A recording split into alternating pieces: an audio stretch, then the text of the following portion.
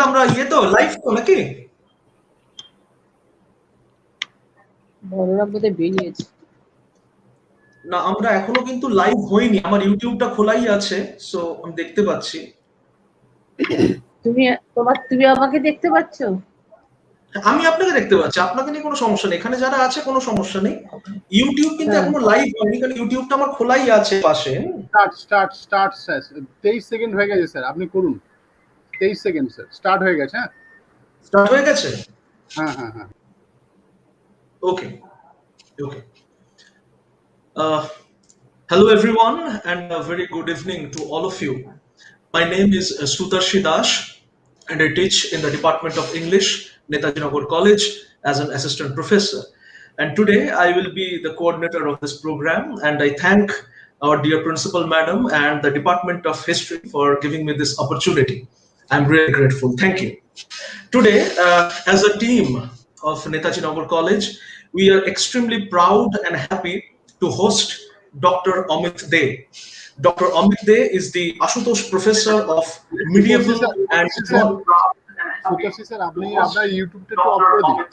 আপনার ইউটিউবটা অফ করে দিন। কেউ একজন ইউটিউব স্ট্রিমিয়ার দুটো একসাথে করছেন। ইউটিউব স্ট্রিমিয়ার একসাথে করছেন, তার জন্য ইকো হচ্ছে, কোনো প্রোগ্রামটা শোনা যাবে না। দুটো একসাথে শোনা যাবে না।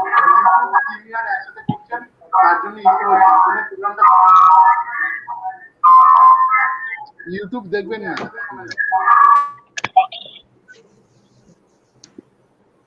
Is it all right now?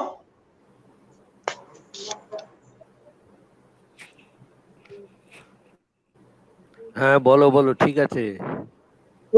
Okay.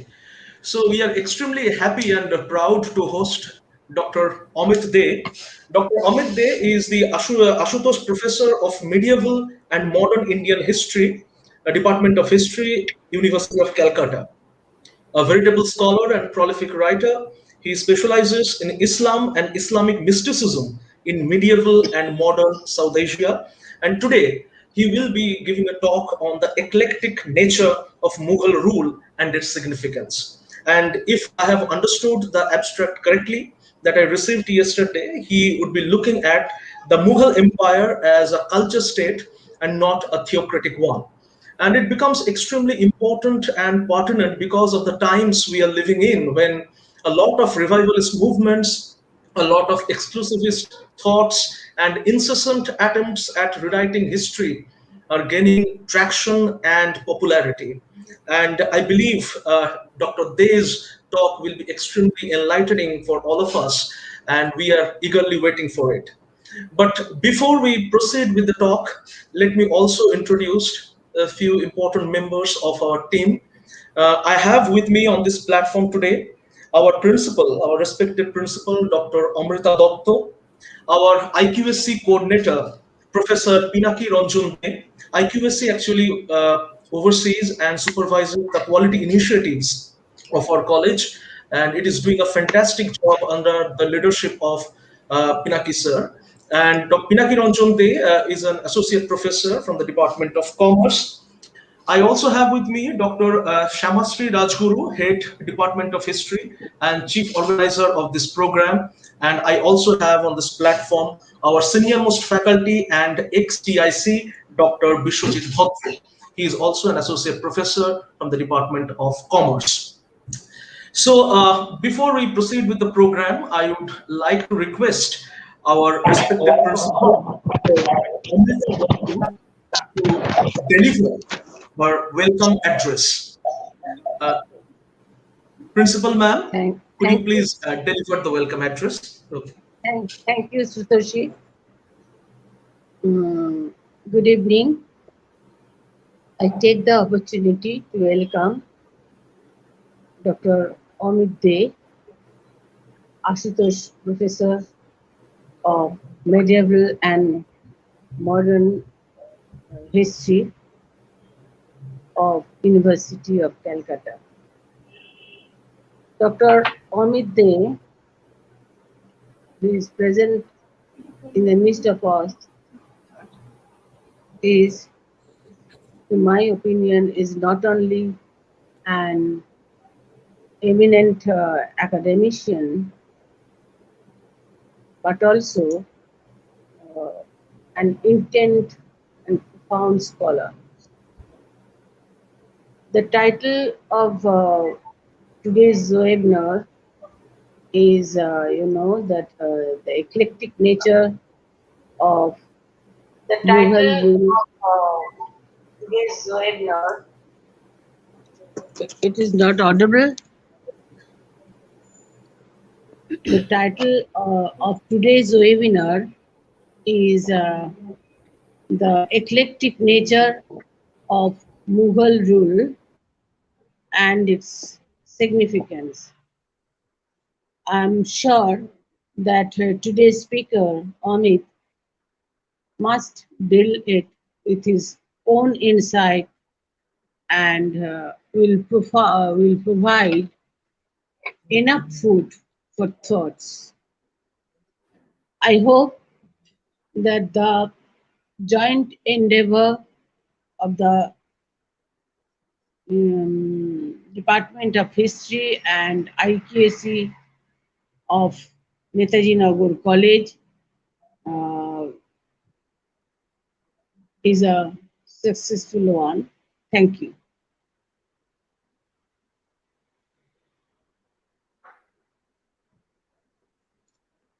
Invite Professor Pinaki Ranjan De, our coordinator of IQAC, to deliver his motivational address. Sir, Pinaki sir, over to you. Good evening, everybody. I first of all offer my respect from the deep core of my heart to Dr. Amit Dey, Ashutosh Professor of Medieval and Modern History, University of Calcutta. We are very lucky and very much honored to have a scholar like Dr. Dey, and I am sure with his scholarly and erudite deliberation on the topic on which he will deal today, audiences from different colleges, from other states, and maybe from other countries. I don't know the composition of our audience today will be very much enriched. Sir ফ্রেমটা কেটে যাচ্ছে sir, sir একটু আটকাচ্ছি sir, একটু হ্যাঁ হ্যাঁ হ্যাঁ perfect sir. আপনার sir আপনার লেফট সাইডে একটু পিছনে যান, আপনার লেফট সাইড হ্যাঁ পারফেক্ট স্যার, হ্যাঁ সামনে আসবেন। Last but not the least, I am sure that students who are our main target to serve, they will be enriched from the deliberation of Dr. Dey. I am welcoming Dr. Dey on behalf of our college and IQAC. I am also welcoming audiences from different colleges, from our state and from other states and maybe from other countries. I am thanking the Department of History for taking this endeavor, for this academic initiative, and I am very much proud with their initiative, and for this purpose I am thanking Dr. Rajguru, Head Department of History of our college, and also all faculties and all teachers from other departments who are taking active endeavor to make this program a great success. I am sure that with scholarly deliberation of Dr. Dey, teachers of different colleges, students will be very much benefited, and at the end of the seminar, they will become academically enriched, and that is the main objective of our today's academic effort. I am wishing grand success of today's program. Thank you.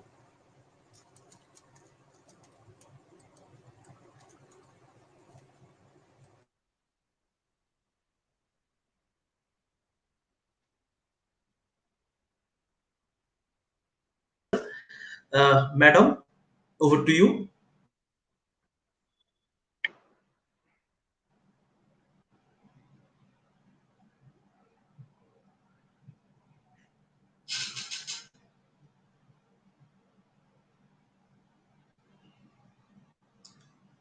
Yeah. Shamasri Am I ma'am? audible? Yeah. Uh, Yeah. Okay. Thank you, Sutashi. Good evening to everyone. I extend a warm welcome to all of you to today's webinar organized by the Department of History, NETAJI Nagar College, in collaboration with IQAC. I express my heartiest greetings and well wishes to our principal ma'am, Dr. Amrita Dotto, senior most professor, Dr. Bishwajit Bhatra, IQAC convener, Professor Pinaki Ranjan Dey, my other colleagues, dear students, and all other participants. We have the pleasure and privilege to have with us Dr. Amit Dey, Ashutosh Professor of Medieval and Modern Indian History, the University of Calcutta. Dr. Dey's phenomenal work needs no introduction. He received his PhD from the University of London as a Commonwealth Scholar. He has authored several prestigious publications, including Sufism in India, Islam in South Asia, the image of the Prophet in Bengali Muslim piety, 1850 to 1947. He is the co-editor of Bengali academic journal Iti Kotha and resident editor of Indo-Iranica. His articles are being published in prestigious journals, and he has delivered lectures in eminent institutions, including the University of Chicago, University of London, University of California, North Carolina State University, Louisiana State University, Aligarh Muslim University, Dhaka Asiatic Society, Jamia Millia Islamia, and many others. Today, Dr. They will address the session on the eclectic nature of Mughal rule and its significance. The topic is so relevant, thought-provoking, uh, and will definitely empower ourselves to understand and appreciate the dynamics of a rural society. Dr. Dey, welcome to this webinar, and we are all eagerly waiting to be enlightened from this great session. Thank you, sir. Now over to Sutoshi. Okay. Thanks, Dr. Rajguru. Should I start? Yes, sir. Yes, sir. You can start. And after your talk gets over, we will be having a question and answer session. We will be opening the Sure, floor to the audience, and we'll be taking questions sure, for around 10 to 15 minutes. Okay. So sure, that would sure. be kind of, okay, sir. You can start. Okay. Um, Thank you, Dr. Rajguru, for a very generous introduction. I am particularly grateful to the respected principal, Dr. Amrita Dotto, who telephoned me a few weeks back, requesting me to speak on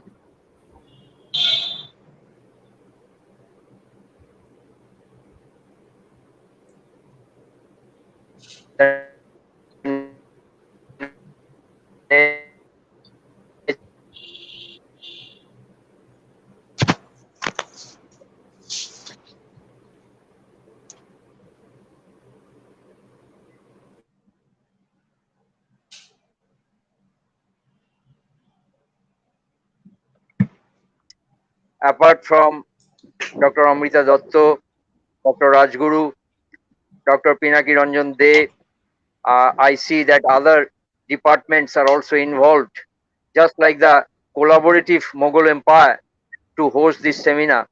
So it's an eclectic Netaji Nagar College, thanks to this initiative. I'm grateful to the college for this eclectic endeavor, like the collaborative corporate Mughal Empire. So a very good initiative. and I will be speaking for nearly an hour to enable the audience to raise questions or to interact with me. But I will be bilingual unless there is any request from the audience in favor of my speaking in English. I'll be bilingual for the convenience of the local students. And if there is any special request from the audience, definitively I will switch over to English. So my argument, as you have seen in the abstract, was that sometimes there's an effort, I will not mention by name always, to vilify the Mughal Empire as an exclusive empire, autocratic empire, an epitome of Oriental despotism, as some of the Western scholars would like to use such terms. But my argument is that Mughal Empire was not a theocracy, it was not exclusive, but it was eclectic. It was creative, it was collaborative, it was cosmopolitan. And if we would have followed the heritage left behind by the Mughal Empire, we would not have moved forward with the theory of exclusive theory of one country, one religion, one language, that became the motto behind the foundation of many states, not only in South Asia but also in other parts of the world, for example in Northern Africa. Definitely they are not following the Mughal tradition. My argument will be that Mughals followed the classical Islamic tradition. There are differences, but more or less they tried to emulate the spirit that we find resonated in the polity that we called classical Islamic polity during the lifetime of the Prophet. This is very important because when Gandhi challenged the two nation theory and exclusivism, he referred to the life of the Prophet, who sustained plurality and diversity. So Mughals also believed in heterogenization, believed in pluralism, composite culture. So that is our argument. So if we would have followed this Mughal tradition, we would have rejected the concept of one country, one religion, one language theory. Just like your department, my colleagues, my dear colleagues in the Netaji Nagar College, you are functioning in an eclectic manner to host this seminar. Similarly, the Mughals functioned in an eclectic manner. There were the Turks, there was the Iranians, there were Afghans, there were Turanis, there were Hindustanis, there were many others who contributed to the success of the empire. And of course, there were many other Indic elements operational in the successful functioning of the empire.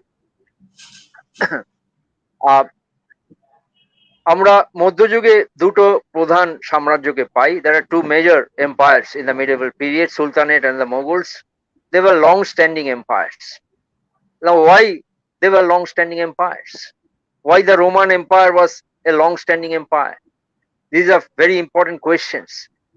For that, we need to define an empire, a successful empire. Empire is heterogeneous.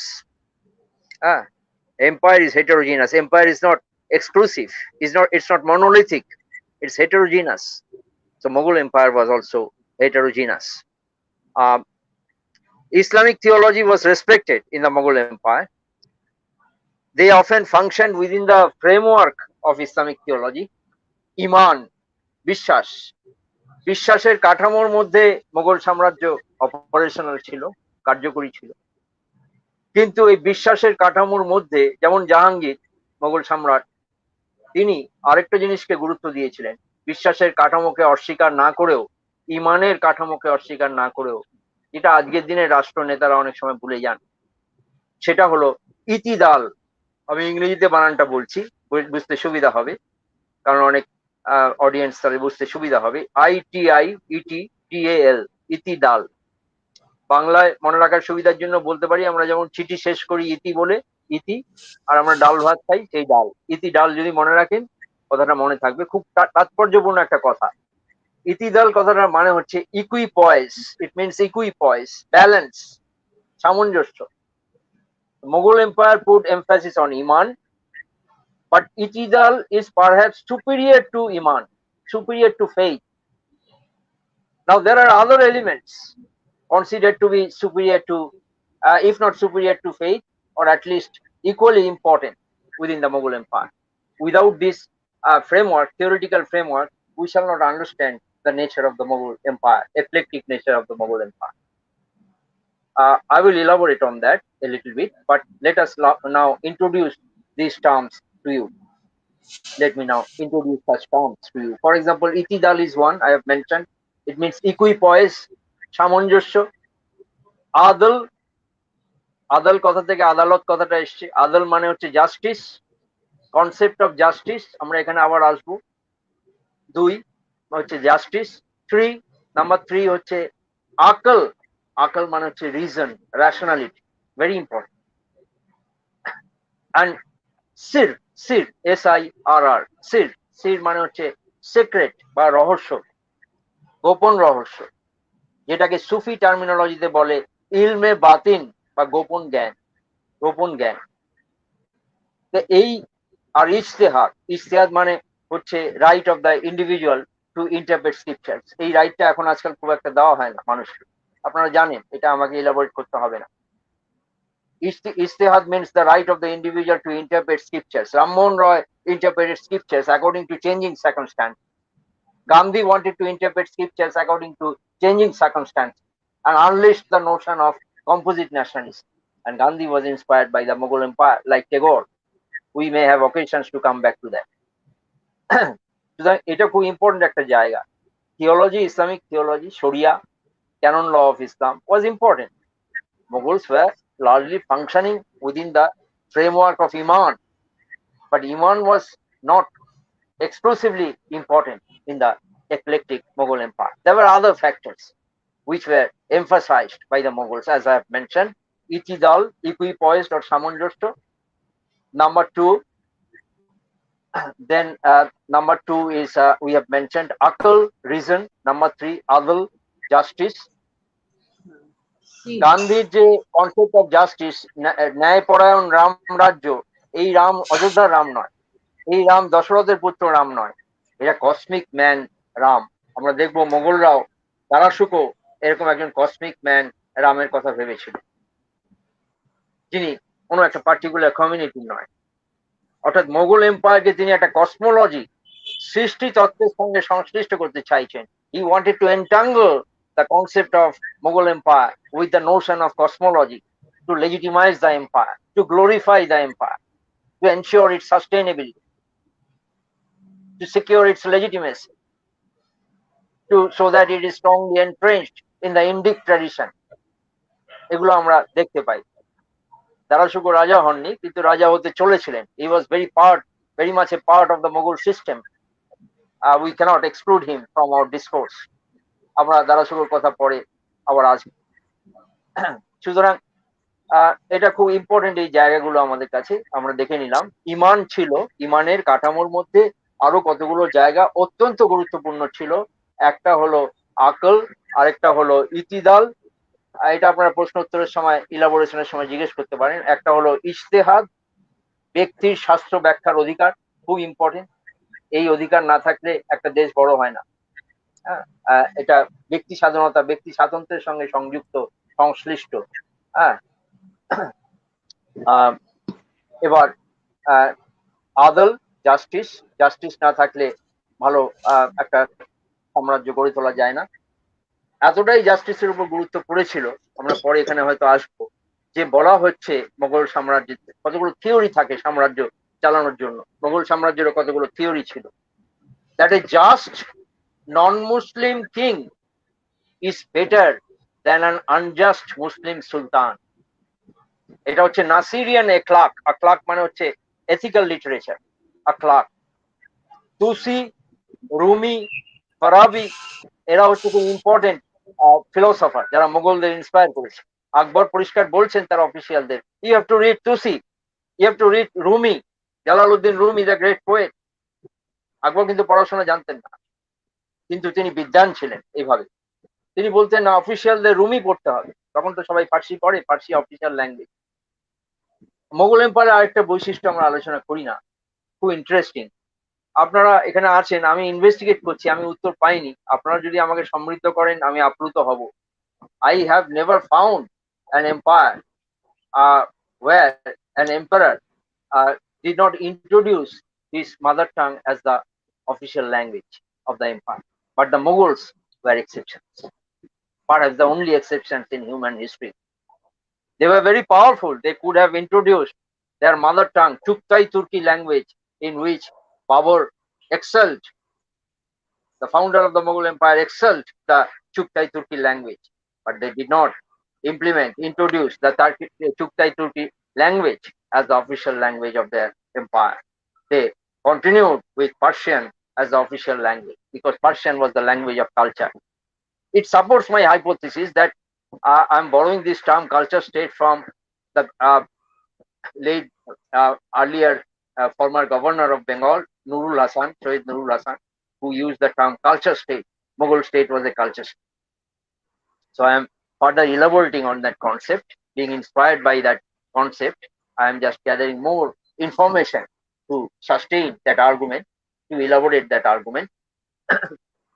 So this is very much important, that the Mughals were very broad-minded. They introduced a language which was not their mother tongue as the official language of their empire. That's the story behind that. During the interactive session, I will be intrigued to respond to your query on that issue, but that is not the direct or integral part of my lecture today. So I exclude that from our discourse. But that is important. That's an important information in support of my hypothesis that the Mughals were eclectic people. They were seriously trying to create an eclectic empire where there will be different languages.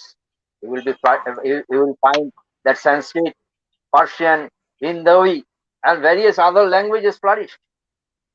Darashuko was not only the polyglot prince of the empire, but even beyond the core, if you look at Guru Gobind Singh, the Sikh leader, he also knew 6 languages. That was the tradition.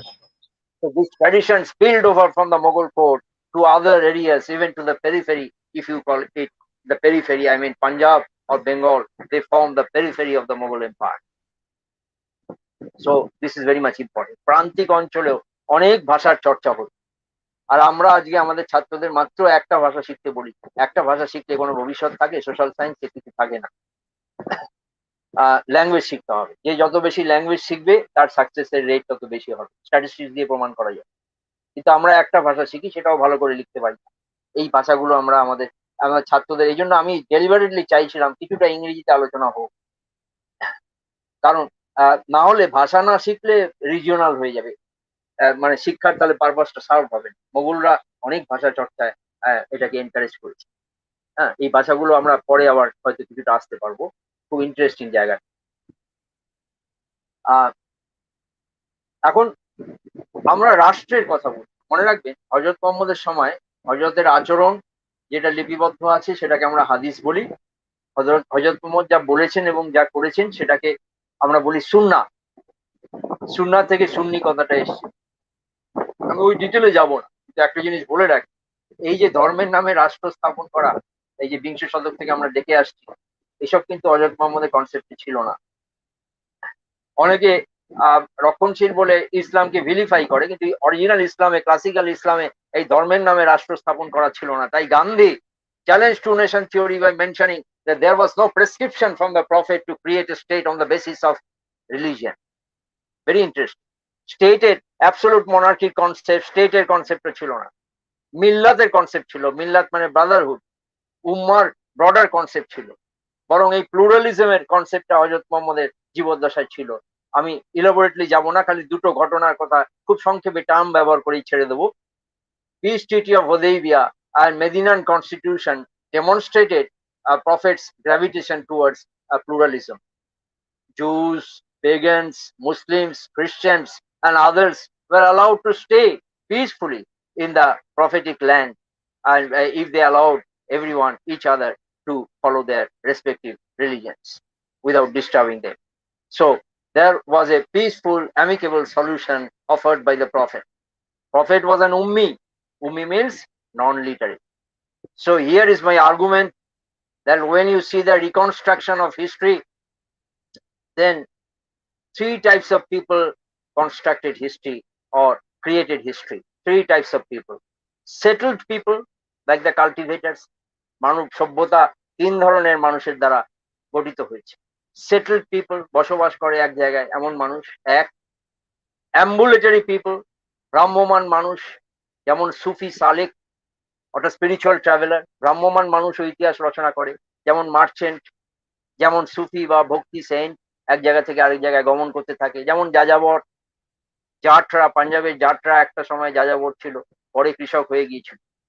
আমি ওখানে ডিটেলে যাব না, কিন্তু আমি এটা বলতে চাই, এটা আন্দ্রে উইঙ্ক বলছেন যে এই আনসেটেলড লোকরাও, মোবাইল লোকরাও, অ্যাম্বুলেটরি লোকরাও ইতিহাস রচনা করে। এরা ইতিহাস রচনা করেছে ভারতবর্ষে, আমরা সেখানে আসব। এবং নন লিটারেট, অর্থাৎ অক্ষর জ্ঞানহীন লোকরাও ইতিহাস রচনা করে। আকবর, হায়দার আলী, তারপরে আপনার তৈমুর লং, লালন শাহ, কবির, রামকৃষ্ণ, গান্ধীকে যিনি ইসলাম শেখান সেই আবদুল্লাহ শেখ, শাহ আব্দুল লতিফ অফ সিন্ধ, এরা সব নিরক্ষর ছিল। নিরক্ষর লোকরা ইতিহাস রচনা করে, ভ্রাম্যমান লোকরাও ইতিহাস রচনা করে, এবং এক জায়গায় স্থায়ীভাবে বসবাসকারী লোকরাও ইতিহাস রচনা করে। এই তিনটে পার্সপেক্টিভ থেকে বুঝতে হবে। এই কানেকশন গুলো আমরা পরে আসবো, কেন এই কানেক্টিভিটিটা গুরুত্বপূর্ণ ইতিহাস রচনার ক্ষেত্রে বা ইতিহাস গঠনের ক্ষেত্রে আর কনস্ট্রাকশনের ক্ষেত্রে এদের ভূমিকার কথা আমরা আসবো। সুতরাং স্টেটের কথাটা হযরত মোহাম্মদ বলে যান, এরকম স্টেট স্থাপন করার ব্যাপার, বা একটা এক্সক্লুসিভ পলিটিক্যাল ক্লাস যেটা মোগলদের মধ্যে ছিল সেটাও বলে যান। It's an afterthought in Islam. State emerged as a part of necessity. It was not prescribed by the Prophet. After the Prophet, state emerged, not during the lifetime of the Prophet. সুতরাং রিলিজনের ভিত্তিতে state স্থাপন করার concept সুন্নায় নেই, এটা গান্ধী বলতেন। আমরা দেখব মোগলরা state form করলেও, এম্পায়ার ফর্ম করলেও, এক্সক্লুসিভ একটা রুলিং ক্লাস তৈরি করলো যেটা ইসলাম অনুমোদিত নয়। তাহলে মোগলদের আমরা বলবো they followed the spirit prescribed by the or spread by the prophet. What is the spirit? Pluralism, cosmopolitanism, as I've mentioned already, that it was elaborated in the concept of Medinan constitution and the peace treaty of Hudaybiyah. Their prophet prescribed that you have to live side by side with other religions, other communities, and other linguistic groups. এই যে তুসির কথা বললাম, philosopher Tusi, অ্যাক্লাক philosopher, ethical philosopher Tusi, ফারাবির কথা বললাম, আমি রুমির কথা বললাম, এরা খুব সুন্দর একটা তত্ত্ব দিয়েছেন। তাদের তত্ত্বটা হচ্ছে that theory is very attractive, that there are two types of cities, two types of urban space, good city and bad city. They defined that city as a good city where people had different religions and different languages. So the city that celebrates diversity is a better city, is a good city. Mughals believed in that. Mughals wanted that people from different linguistic, ethnic, and religious groups become the habitat of a particular city, particular urban space. That's why I'm saying that the Mughals were cosmopolitans. They formed a culture state, not a theocracy. It was not their goal to establish a theocracy. সুতরাং এই কনসেপ্টটা, অর্থাৎ আমি বলছি এটা একটা modified, elaborated or extension of that prophetic pluralism that you found resonated in the peace treaty of Hudaybiyah and Medinan constitution. মোগলদের ফর্মে চললে আমাদের হয়তো দেশভাগ হতো না, কিন্তু কি হতো না ওটা নিয়ে ঐতিহাসিক আলোচনা করে না।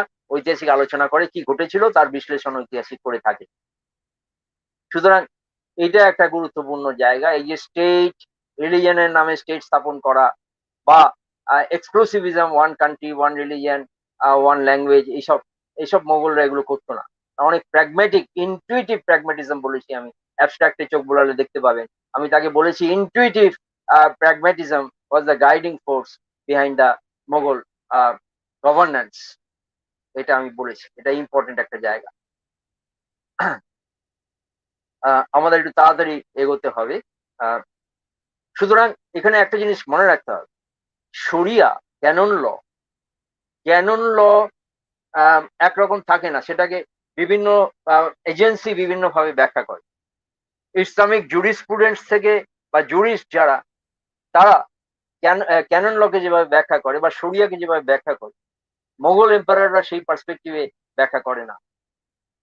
অর্থাৎ Mughal interpretation of canon law is more pragmatic. It is pragmatic and it is inspired by intuitive pragmatism. এই কথাটা আমি বারে বারে অ্যাবস্ট্রাক্টে বলেছি। They are guided by intuitive pragmatism when they interpreted the Sharia in the Indian circumstances. সুতরাং এই হেটারোজেনেইটিটা তারা বজায় রাখতে চাইছেন, এটা গুরুত্বপূর্ণ একটা জায়গা বলে আমি তাহলে কিভাবে একটা ডেমোক্রেটিক স্ট্রাকচার তৈরি হচ্ছিল সেখানেও আমি খুব একটা যাচ্ছি না। স্টেট ছাড়া আপনারা প্রশ্ন করতে পারেন, স্টেট ছাড়া কিভাবে সলিউশন হতো প্রবলেমে? ডিসকাশনের মাধ্যমে সলিউশন। স্টেট একটা কোয়ার্সিভ অপারেটর হিসেবে ইনস্টিটিউশন হিসেবে স্টেটের অস্তিত্বের কথা ভাবা হয়নি ইসলামে। ডিসকাশন, মেশওয়ারা মানে ডিসকাশনের মাধ্যমে সলিউশন হবে ডেমোক্রেটিক স্ট্রাকচার। পরে সেটা মানা সম্ভব হয়নি, কারণ ইসলামের একটা পলিটিক্যাল এক্সপ্যানশন হয়, তখন এইভাবে ডাইরেক্ট ডেমোক্রেসি ফলো করা সম্ভব হয়নি। সুতরাং স্টেট বিকেম এ নেসেসিটি। তা যাই হোক, আমি ওই জায়গায় খুব বেশি যাওয়ার অবকাশ আমার নেই। আরো আমি আমার বক্তব্যের সমর্থনে বলবো যে মোগলস ওয়ার নট এ থিওক্রেসি, কারণ in a theocracy where you find the domination of the ulama or the theologians, Mughals did not allow the theologians to take the upper hand in the governance of the state or the empire. For example, Mughals believed in the concept of divinity. So royalty was associated with divine kingship. Mughals believed in divine kingship. But divinity in Islam cannot be associated with a king or with an individual, even not with the prophet. Prophet was a perfect human being, but divinity cannot be associated with the prophet. Concept of avatarvad cannot be associated with the prophet. এটা ভালো করে খেয়াল রাখতে হবে Islamic monotheism. But the Mughals believed in the divine origin of the Mughal Empire. What was the source of inspiration for the Mughals? Mughals emulated the long-standing pre-Islamic Sassanid Empire of Iran. They were pre-Islamic, not Islamic.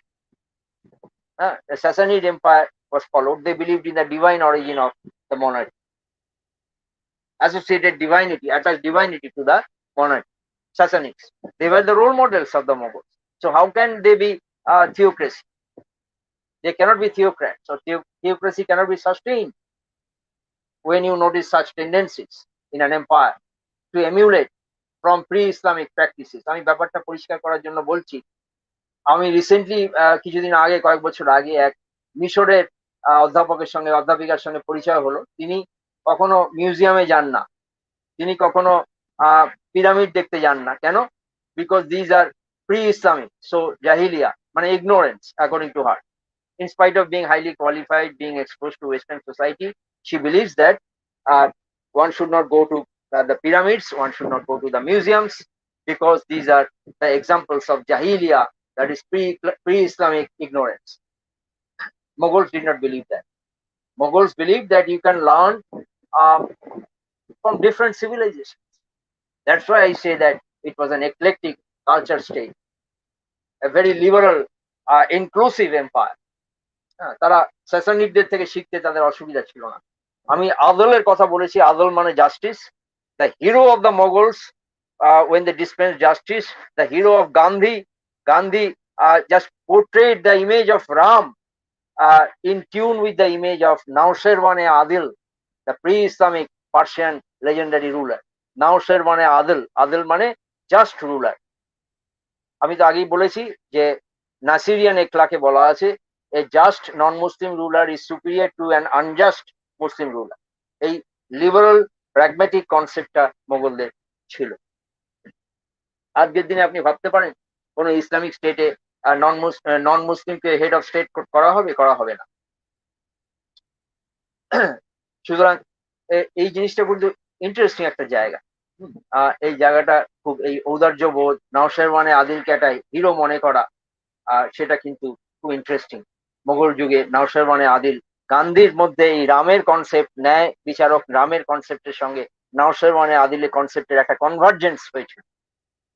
You see that similar convergence prevailed during the Mughal Empire. I may or may not have the occasion to mention that in course of my discourse, but I just pointed it out that this was prevalent in the Mughal era, that they were contemplating something like a convergence between the image of Ram, the dispenser of justice, and Nowsharwane Adil, Nowsharwan the Just, who was a pre-Islamic Zoroastrian ruler of Persia. Very interesting. না আপনারা বলবেন গান্ধীর মধ্যে এটা এলো কেন? Gandhi school জীবনে ফার্সি ভাষা শেখার অপশন দিয়েছিলেন। সেটা গল্প, ইন্টারেস্টিং স্টোরি, আমরা পরে আলোচনা করতে পারি। গান্ধী বলেছিলেন আমি ফার্সি শিখবো, সংস্কৃত নয়। ফার্সি পড়তে গেলে তখনও এবং এখনো নওশেরওয়ানে আদিল সম্বন্ধে পড়তে হয়, কারণ গুলিস্তানের সাদি পড়তে হয় ফার্সি শিখতে গেলে, সেখানে নওশেরওয়ানে আদিলের কথা বুড়ি বুড়ি আছে। This is very much interesting. So গান্ধীর কাছে এই রামের ইমেজ নওশেরওয়ানে আদিলের ইমেজটা মিলেমিশে গেছে। Very interesting, eclectic Gandhi. সুতরাং এই ভাবে আমরা বলতে পারি যে এটা একটা থিওক্রেসি হিসেবে ভাবার কোনো জায়গা নেই, কারণ এটা বিভিন্ন সিভিলাইজেশন থেকে ভালো ভালো এক্সাম্পল গুলো গ্রহণ করেছে তাদের সাম্রাজ্যকে টিকিয়ে রাখে। আর যেভাবে the Mughals raised the prestige of the crown, as I've mentioned, they have attached divinity to the crown. This is very much un-Islamic. So it could not be an Islamic state. It could not be a theocracy. That is, you see, where you see the dominance of the ulama. You don't see that in the Mughal Empire. Law or Sharia is interpreted according to the interest of the emperor, not according to the interest of the imam. For example, when Aurangzeb became the emperor, the Qazi said, now when Aurangzeb tried to usurp the throne and Shah Jahan was alive, Aurangzeb became emperor, and Aurangzeb asked the Qazi to recite the khutbah, or the sermon thake Friday, in his name, not in the name of Shah Jahan. Qazi bole na eta শরীয়ত সম্মত নয়, Shah Jahan জীবিত আছেন, আমি Shah Jahaনের নাম ছাড়া খুতবা পড়তে পারবো না। So what is the response of Aurangzeb? Aurangzeb just replaced the reluctant Qazi with someone who was pro Aurangzeb.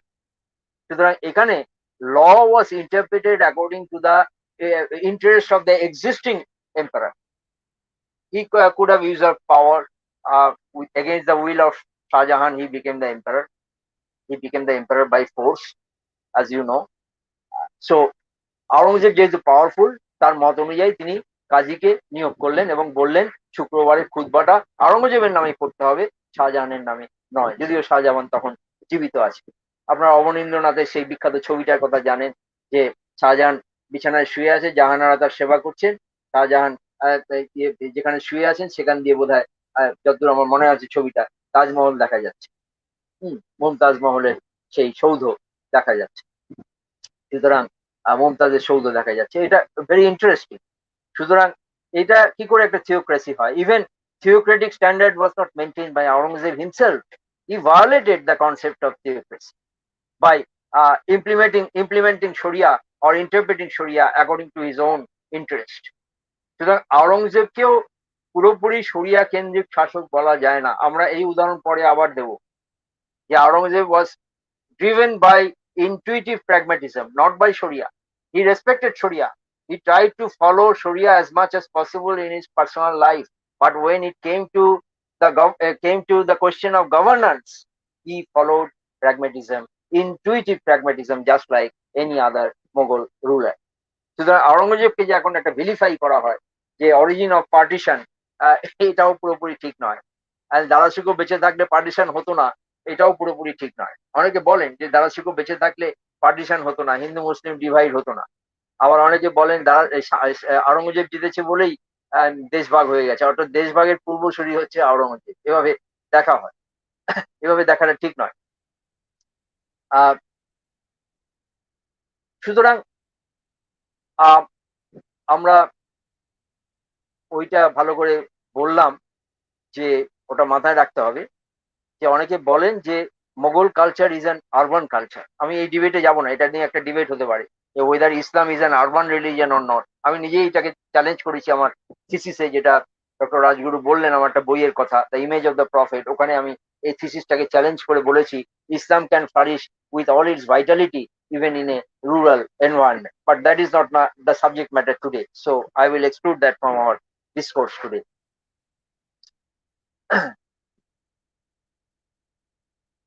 Jahangir পরিষ্কার বলছেন এবং এখলাকি হুমায়ুনি, that is the ethical book of Humayun, clearly mentioned that it is the responsibility of the ruler to establish ইতিদালের কথা আপনাদের আগে বলেছি, সামঞ্জস্য, equipoise, balance, that is more important. Deen is important, but itidal is more important. If you do not establish itidal, deen will be deen will be distorted. মানে দিন মানে রিলিজিয়ানও distorted হয়ে যাবে যেই সাম্রাজ্যে ইতিদাল বা ব্যালেন্স বা ইকুইপয়েস থাকে না। সুতরাং এভাবে মোগলরা তাত্ত্বিকভাবে হেটারোজেনেইটি বা বহুমাত্রিকতাকে সাপোর্ট করেছে। এটা আমার আলোচনার একটা উপজীব্য উপাদ্য বিষয়, যেটা আমি আপনাদের সামনে বললাম। সুতরাং মোগলরা আরো বলেছে, আমি ওই যে তুসির কথা বললাম, আমি রুমির কথা বললাম, আমি ফারাবির কথা বললাম, এরা থিওরিটিশিয়ান, এদের ফলো করেছে মোগলরা। আমরা এখানে আবার আসবো কালচার স্টেট, এই জন্যই বলছি, কারণ রুমি তো একজন পোয়েট, তাকে মোগলরা ফলো করছে কেন? এখানে কালচার স্টেটের একটা ডেফিনেশন আসে যে রুমিকে ফলো করে, রুমির ফিলোসফিকে ফলো করে স্টেটটাকে তৈরি করতে হয়, কালচার স্টেট। মোগলদের মতে মোগলরা যে স্পিরিটটা ফলো করেছে সেটাকে বলা হয় মুতাজিলা স্পিরিট। সবসময় তারা যে নাম নিয়েছেন এমন নয়। Now why Mutazila spirit? What does that mean? Mutazila school represents the rationalist school of Islam. Mutazilas were persecuted and eliminated in the 10th, 11th centuries, and from then on we see the emergence of Islamic fundamentalism, or if you may call it scriptural fundamentalism, from 10th, 11th century onwards. Before that, Mutazilas were strongly entrenched and they were the rationalist school of Islam.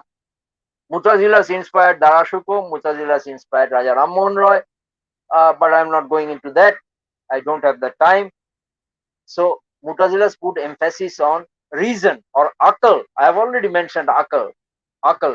আমরা বলি আমাদের আক্কেল দাঁতের ব্যথা হয়েছে, আক্কেল কথাটা বাংলা নয়, আক্কেল কথাটা এসছে আকল থেকে। আকল মানে হচ্ছে, আক্কেল হয়েছে ওই আকল মানে রিজন, যে রেশনাল, মানে থেকে শিখেছে বা খুব প্র্যাগম্যাটিক, পোর খাওয়া মানুষ, রিজনে বিশ্বাস করে। So akal means reason, rationality. The Mughals believed, Mughals flourished with the spirit, Mutazila spirit, that akal or reason is superior to legal code, religious legal code. Look at the similarity with Gandhi. Gandhi said that India was exposed to Islam at 3 levels: military political levels, politico-military levels. Gandhi was not interested in that. Legal or jurisprudential level, Gandhi was not interested in that. Mystical level, Gandhi was interested in that. That is the Sufi aspect. Sufi layer through which India was exposed to Islam, and Islam was also exposed to India, introduced to India. Gandhi liked that. So he liked the third layer, that is the Sufi layer. Similarly, the Mughals also believed that akal is superior to legal code.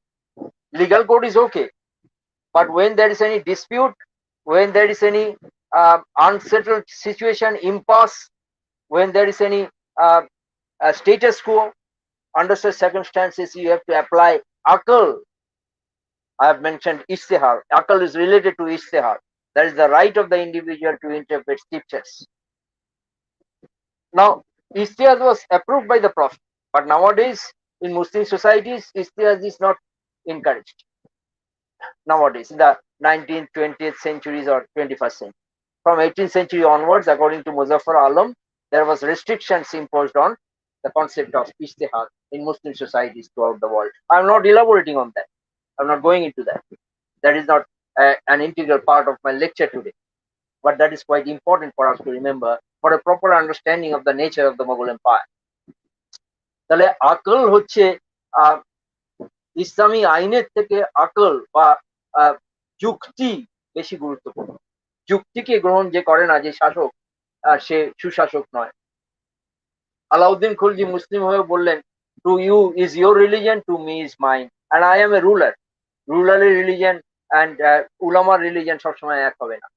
সুতরাং অর্থাৎ কি, আলাউদ্দিন খলজি বলছেন যে আকল apply করতে হয় রুলারকে, কিন্তু এই আকল অ্যাপ্লাই করার বাধ্যবাধকতা ইমামের মধ্যে বা মোল্লার মধ্যে থাকে না, উলামার মধ্যে এটা থাকে না।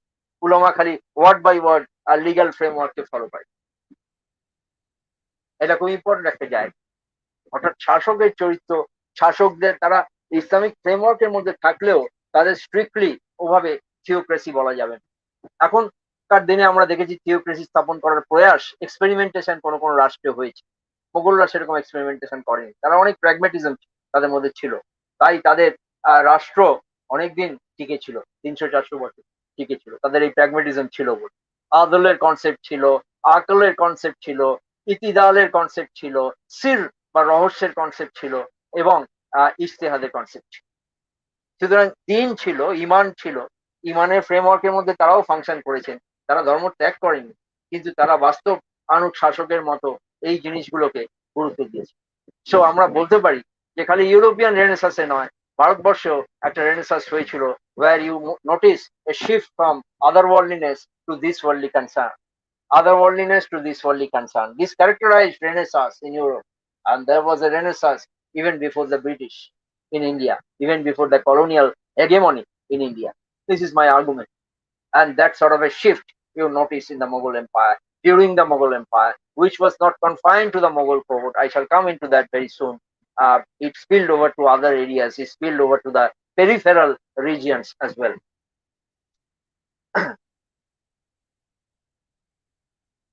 Akbar is instructing his officials to read Tusi and Rumi, as I have already mentioned. এখানে আমি আইনি আকবরিত এইভাবে একলাকের অর্থাৎ নৈতিকতার গুরুত্ব আইনি আকবরিত এরকম আছে, আমি ডিটেলসে যাচ্ছি না। Now what was the approach of the Mughal empire to sharia? আমি যদি এক লাইনে বলতে চাই, আমরা অন্য প্রসঙ্গ থেকে প্রসঙ্গান্তরে যাওয়ার আগে আমি শরিয়ার ইস্যুটাকে এখানে ক্লোজ করে যেতে চাই, গিয়ে অন্য জায়গায় যাব। শরিয়া, তাহলে আমরা কনক্লুশনে আসতে পারি যে শরিয়ার রোলটাকে মোগলরা যেভাবে দেখতো, শরিয়া ওয়াজ ইম্পর্টেন্ট, শরিয়া ওয়াজ রেসপেক্টেড, কিন্তু শরিয়াকে ভারতবর্ষীয় বা উপমহাদেশীয় প্রেক্ষাপটে মোগলরা দেখেছে কিভাবে, that Sharia is an important apparatus, important mechanism to avoid conflict, or যেটাকে বলে নিজা বা conflict. So to establish equipoise, to establish pluralism, to establish balance, you need to exclude, you need to avoid conflict, you have to be reconciliated.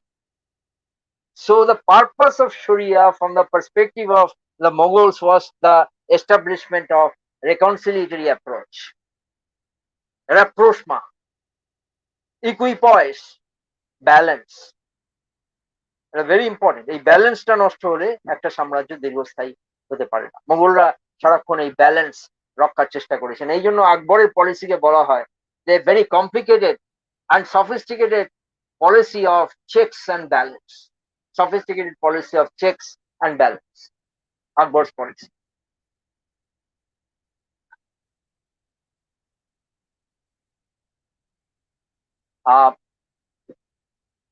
আমরা আজকাল সুশীল সমাজের কথা বলি, civil society, we speak about civil society.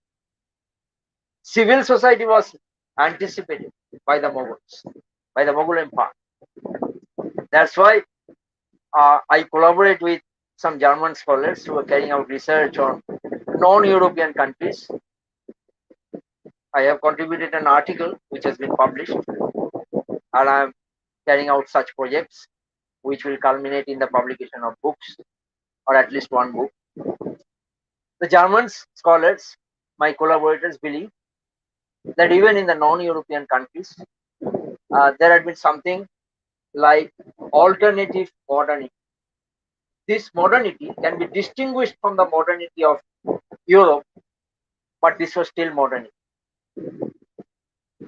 To ensure modernity, you have to ensure civil society, or the conditions that contribute to the development or advent of a civil society. Mughals wanted to create such conducive environment, or such conditions which will culminate in the formation of a civil society. This can be called alternative modernity. আমি এখানে elaborately যাচ্ছি না, ডিসকাশনের সময় যেতে পারি। আমি খালি ইঙ্গিত দিলাম যে ইউরোপিয়ান মডার্নিটি ছাড়াও আরেক ধরনের মডার্নিটি ওরিয়েন্টাল সোসাইটিতে থাকতে পারে, সেটাকে বিকল্প আধুনিকতা বলা যেতে পারে।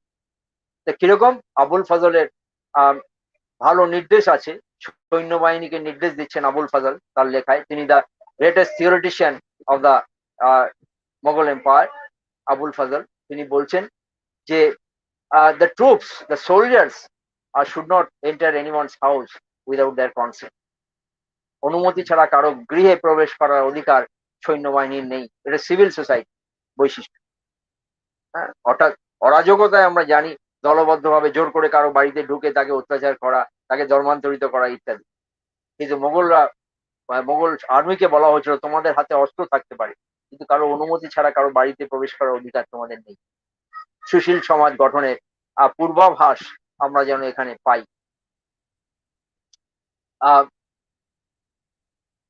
Soldiers should not interfere in any person's religion, should be pleasant and well-wishing to all, should not rely on a single source. State should not rely on a single source of intelligence, since people are generally not absolutely honest.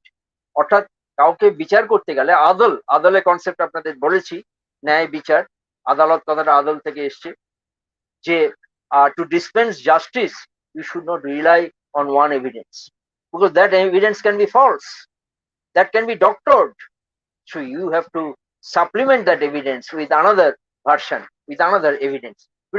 Scientific কথা ঐতিহাসিকরাও তাই করে, একটা ঘটনা বা ডিটেকটিভরাও তাই করে। একজন মানুষের ভাষ্য থেকে তারা কনক্লুশনে আসে না।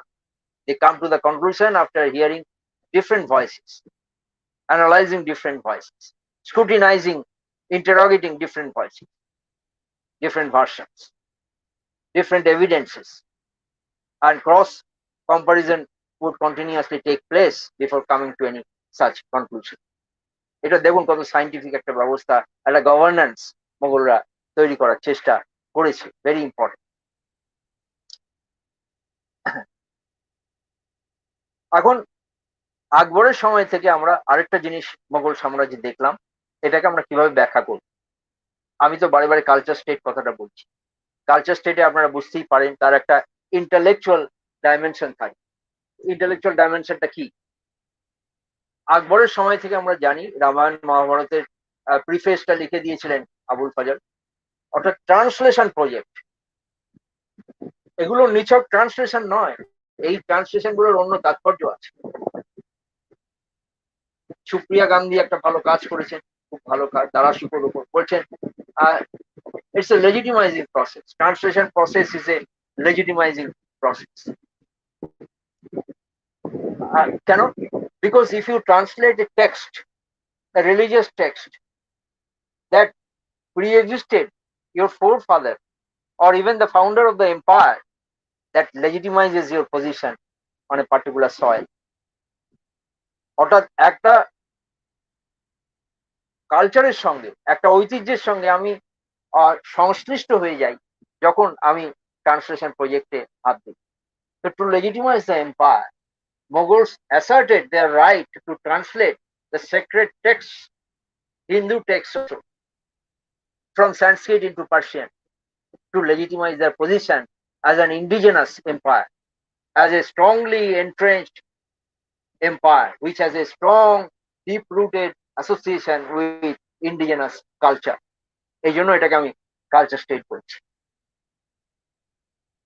আপনারা এখানে বুঝতেই পাচ্ছেন আমার কিছুটা নিজের গবেষণা আছে, কিছুটা অন্যান্য অরিজিনাল সেকেন্ডারি সোর্স থেকে আমি অনেক সময় নিজের কিছুটা ইন্টারপ্রিটেশনে যাচ্ছি, যেগুলোর সঙ্গে আপনাদের মতামতের মিল বা অমিল থাকতে পারে। আপনারা সেটা প্রশ্নোত্তরের সময় স্বচ্ছন্দে আমার সামনে উপস্থাপন করতে পারেন, আমি আপ্লুত হব প্রতিক্রিয়া ব্যক্ত করব। সুতরাং এই জায়গাটা দেখতে হবে, translation project was not merely a translation project, it has a larger long term agenda, it's a legitimization process, বৈধকরণ প্রক্রিয়া, সাংস্কৃতিক ভাবে একটা অঞ্চলের সঙ্গে নিজেকে সংশ্লিষ্ট করার একটা সৃজনাত্মক প্রয়াস, এটাকে বলা যেতে পারে। একটা cultural initiative, creative cultural initiative. সুতরাং ওই যে সির কথাটা বললাম, সির মানে রহস্য, রহস্য খোঁজার একটা চেষ্টা মোগল সম্রাটদের ছিল। উপনিষদ অনুবাদ করার একটা প্রয়াস ছিল, আকবর থেকে আরম্ভ করে শাহজাহান পর্যন্ত সকলেরই ওই বেনারসের পণ্ডিতদের সঙ্গে খুব যোগাযোগ থাকতো, বেনারসি পণ্ডিতদের সঙ্গে যোগাযোগ থাকতেই উপনিষদ উপনিষদ চর্চা করা হতো। এটা তো কোর্টে হতো, রাজসভায় হতো। আমার বক্তব্যটা হচ্ছে ইউরোপে যেমন কোর্ট রেনেসাস, পপুলার রেনেসাস থাকে, আমাদের দেশে ছিল। আমরা সেভাবে আলোচনা করি, কারণ ব্রিটিশরা আমাদের সেভাবে আলোচনা করি আমরা চাইনি, কারণ ব্রিটিশরা মনে করেছে তারাই আমাদের সিভিলাইজ করেছে। তার আগে আমাদের গোল্ডেন এজ যদি থেকে থাকে সেটা প্রাচীন কালে, মধ্যযুগে ডার্ক এজ। আমার বক্তব্যটা হচ্ছে, আমার আর্গুমেন্ট হচ্ছে, there was a golden age in the Mughal period as well. Ancient পিরিয়ডও ছিল, মুঘল পিরিয়ডও ছিল। এই গোল্ডেন এজের ধারাটা নষ্ট হলো কলোনিয়াল পিরিয়ডে। কলোনিয়াল পিরিয়ডে কিছু ইতিবাচক দিক থাকলেও মূলত আমাদের এই সমন্বয় একটা ঔদার্যবোধ সেটা নষ্ট হয়ে গেল ঔপনিবেশিক যুগে। কারণ ঔপনিবেশিক শাসক ডিভাইড অ্যান্ড রুল পলিসির মাধ্যমে শাসনটা করলো। সেটাকে আরো কিছু এক্সক্লুসিভ অর্গানাইজেশন, আপনারা জানেন, নাম করতে হবে না, তারা আরো এইসব টু নেশন থিওরি ফিওরি বার করে রিলিজিয়াস পোলারাইজেশন করে এখন কি অবস্থায় আমরা আছি আমরা সবাই জানি। তো যাই হোক, এটা আমাদের খুব দুঃখজনক একটা পরিণতি আমাদের হয়েছে, আর সেটার মোকাবিলা করতে হবে। যেটা ঘটে গেছে সেটা তো ঘটে গেছে, কিন্তু আমরা ভবিষ্যতে কিভাবে বাঁচবো? আমরা ইতিহাস মানে হচ্ছে অতীতের সঙ্গে বর্তমানে কথোপকথন। সেই কথোপকথনে আমরা যদি এনরিচড হয়ে ভবিষ্যতের পথসন্ধান করতে পারি, পথ নির্দেশ করতে পারি, তাহলে আমাদের পক্ষে শুভকর হয়। তা আমাদের সেরকম আজকের আলোচনাটা সেরকম একটা, বৈঠকটা সেরকম একটা প্রয়াস, যেখানে আমরা অতীতের সঙ্গে একটু আলাপচারিতায় মত্ত থেকেছি, মগ্ন থেকেছি। তার ভিত্তিতে আমরা হয়তো ভবিষ্যতের দিকে তাকিয়ে থাকতে চেয়েছি, একটা উজ্জ্বল ভবিষ্যতের দিকে হয়তো তাকাতে চেয়েছি, সেখানে আমাদের কিভাবে সমৃদ্ধ করতে পারে এই কালচার স্টেট। সুতরাং এইভাবে হিন্দু স্ক্রিপচার্স অনুবাদের যে প্রয়াস, এটা অনেকদিন থেকে ছিল এখানে, এটা নতুন কিছু নয়। আর এই যে কনসেপ্ট, আমরা যে ওরিয়েন্টাল অক্সিডেন্টাল বলি, এটা বিপদ আছে। ওরিয়েন্টাল কনসেপ্টটা পুরোপুরি ওরিয়েন্টাল নয়, আবার অক্সিডেন্টাল কনসেপ্টও পুরোপুরি অক্সিডেন্টাল কনসেপ্ট নয়। আপনারা কালকে জানেন একটা ফুটবল খেলা হলো ইউরোপিয়ান লিগে, ইউরোপিয়ান চ্যাম্পিয়নশিপে, ইটালি বনাম টার্কি। টার্কি নিজেকে ওয়েস্টার্ন বললেও ওয়েস্টার্ন লোকরা সবসময় টার্কিকে ওয়েস্টার্ন বলে না, তারা বলে যে সিক ম্যান অফ ইউরোপ, বা বলে তোমাদের অনেক কিছু ওরিয়েন্টাল। হ্যাঁ, রাশিয়ান এম্পায়ারেরও সবকিছু ওয়েস্টার্ন ছিল না।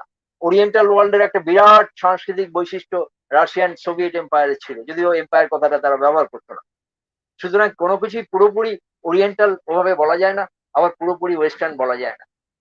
যেমন মোগলদের ধারণাটা পুরোপুরি ওরিয়েন্টাল বলা যাবে না, কারণ এই যে ফিলোসফার কিং এর কনসেপ্ট, আমরা এখানে আবার একটু করে আসবো। ফিলোসফার কিং এর কনসেপ্ট, এটাও কালচারাল একটা কনসেপ্ট ছিল। ওই যে বললাম দারাশুকো রাম আর বশিষ্ঠ মুনির কথা বলছেন, বশিষ্ঠ যেভাবে রামকে অ্যাডভাইস দিচ্ছেন, দারাশুকো ভাবছেন দারাশুকোকে যদি ওইভাবে অ্যাডভাইস দেওয়া যায় ভালো হয়, তিনি সুশাসক হবেন।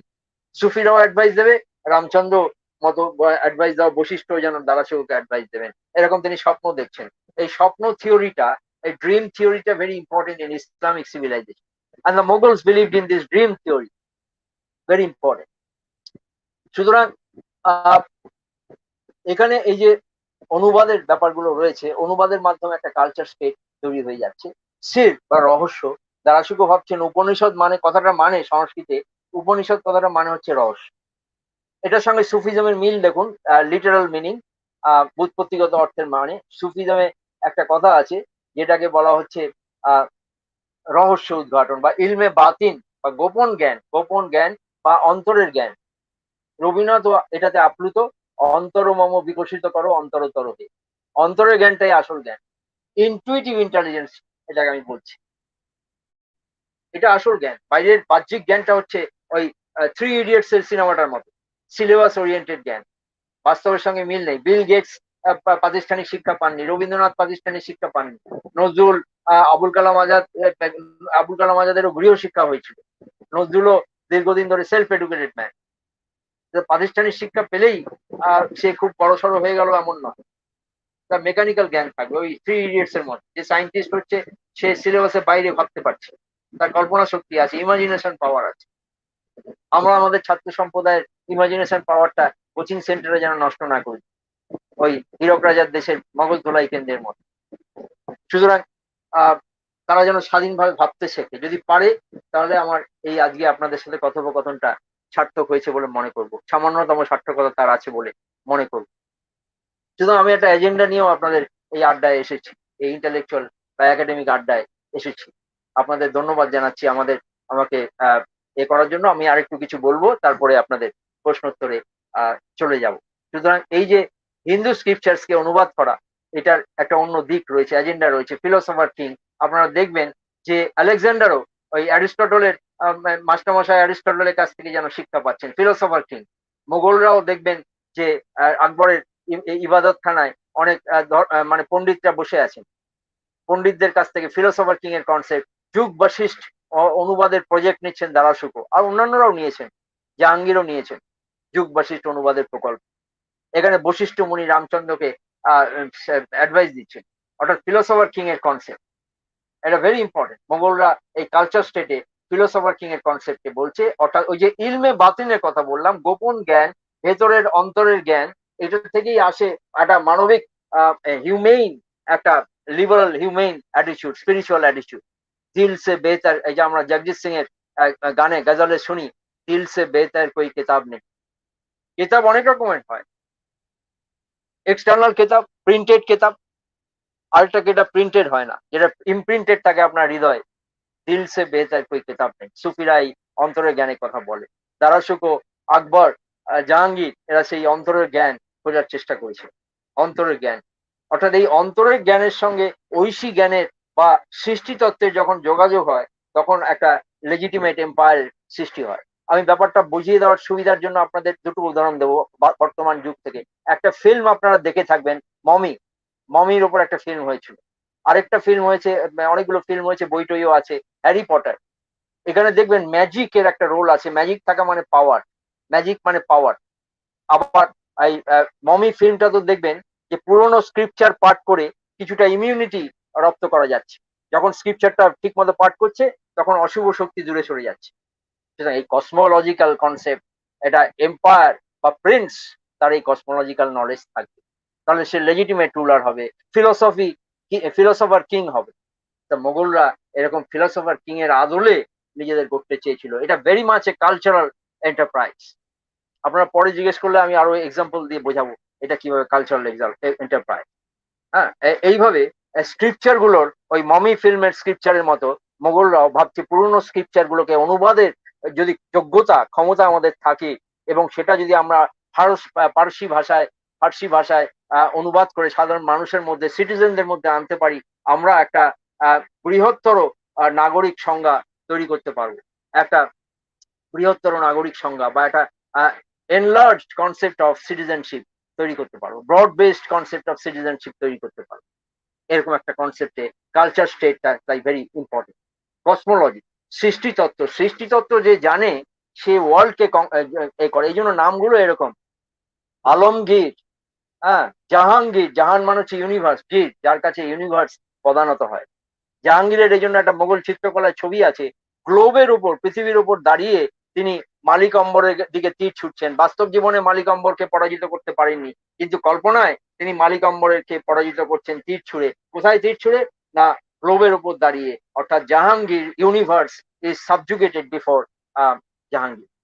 এই কনসেপ্ট, এই কনসেপ্টটাকে বাস্তবায়িত করতে গেলে সির বা রহস্য, ইলমে বাতিন বা ইনার নলেজ, কসমোলজিক্যাল নলেজের প্রয়োজন হয়, সৃষ্টি তত্ত্বের প্রয়োজন হয়। এই জন্য সুফিরা যখন অ্যান্টি ক্লকওয়াইজ নাচ করে, সুফিরা তখন, এই দেখবেন এরকমও পেন্টিং আছে, শাহজাহানের সবাই সুফিরা নাচছে, অ্যান্টি ক্লকওয়াইজ ডান্স করছে। এই সুফি হালকায় বা সুফি ডান্সে নাচতে নাচতে তারা যেন সৃষ্টি তত্ত্বকে বাস্তবায়িত করছে। সৃষ্টি তত্ত্বের কনসেপ্ট থাকে, আমি এখানে ইলাবোরেট করলাম না, কারণ আমার এই সময়টা নেই, পরবর্তীকালে প্রশ্ন করলে বোঝানোর চেষ্টা করব।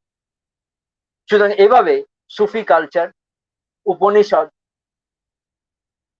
আলেকজান্ডারের ফিলোসফার কিং এর কনসেপ্ট, অর্থাৎ গ্রিকো রোমান কনসেপ্ট, এগুলো নিয়ে Greek concept, Greek philosophical concept, এই সবগুলো মিলেমিশে মুঘল ফিলোসফি, গভর্নেন্সের ফিলোসফি তৈরি হয়েছে। এটাকে খালি ওরিয়েন্টাল বলা যাবে না, এটার মধ্যে অনেক গ্রিকদের যদি অক্সিডেন্টাল বলেন, গ্রিক এর মধ্যে রয়েছে, পরিষ্কার রয়েছে। কারণ দারাশুকো পরিষ্কার বলছেন যে শাহজাহান তৈরি করছেন দারাশুকোকে আলেকজান্ডার হওয়ার জন্য, সিকান্দার হওয়ার জন্য। সিকান্দার মানে হচ্ছে আলেকজান্ডার। দারাশুকো বলছেন আমি সিকান্দার সানি হব না, I will not be a second Alexander. সানি মানে second, I will not be a second Alexander, I will be a thinker, আমি একজন ভাবুক হব। এইভাবে philosophical cultural concept is very strong in Mughal culture state. আমার সময় প্রায় শেষ হয়ে আসছে, আমি খুব তাড়াতাড়ি শেষের দিকে যাব।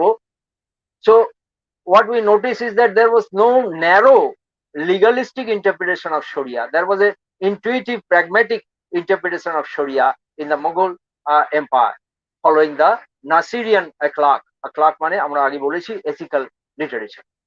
সুতরাং এইভাবে একটা কসমোপলিটন এম্পায়ার, যেখানে বিভিন্ন ভাষাগোষ্ঠীর লোক, বিভিন্ন ধর্মের লোক, বিভিন্ন প্রজাতির লোক এসে বসবাস করবে, সেই সিটি তুসি বলছেন, ফারাবি বলছেন, সেই সিটি উৎকৃষ্ট, সেই শহর উৎকৃষ্ট, যেখানে বিভিন্ন ভাষাভাষী লোক বাস করে, বিভিন্ন ধর্মের বর্ণের জাতিগোষ্ঠীর লোক বাস করে, সেই সিটি অনেক বেশি রঙিন, কালারফুল। আমরা সেই ধরনের শহরে থাকতে পছন্দ করব। মোগলরাও এরকম একটা কসমোপলিটন কম্পোজিট স্টেটের কথা ভেবেছে। সুতরাং এটা গুরুত্বপূর্ণ একটা জায়গা, যেটা আমরা বলতে পারি।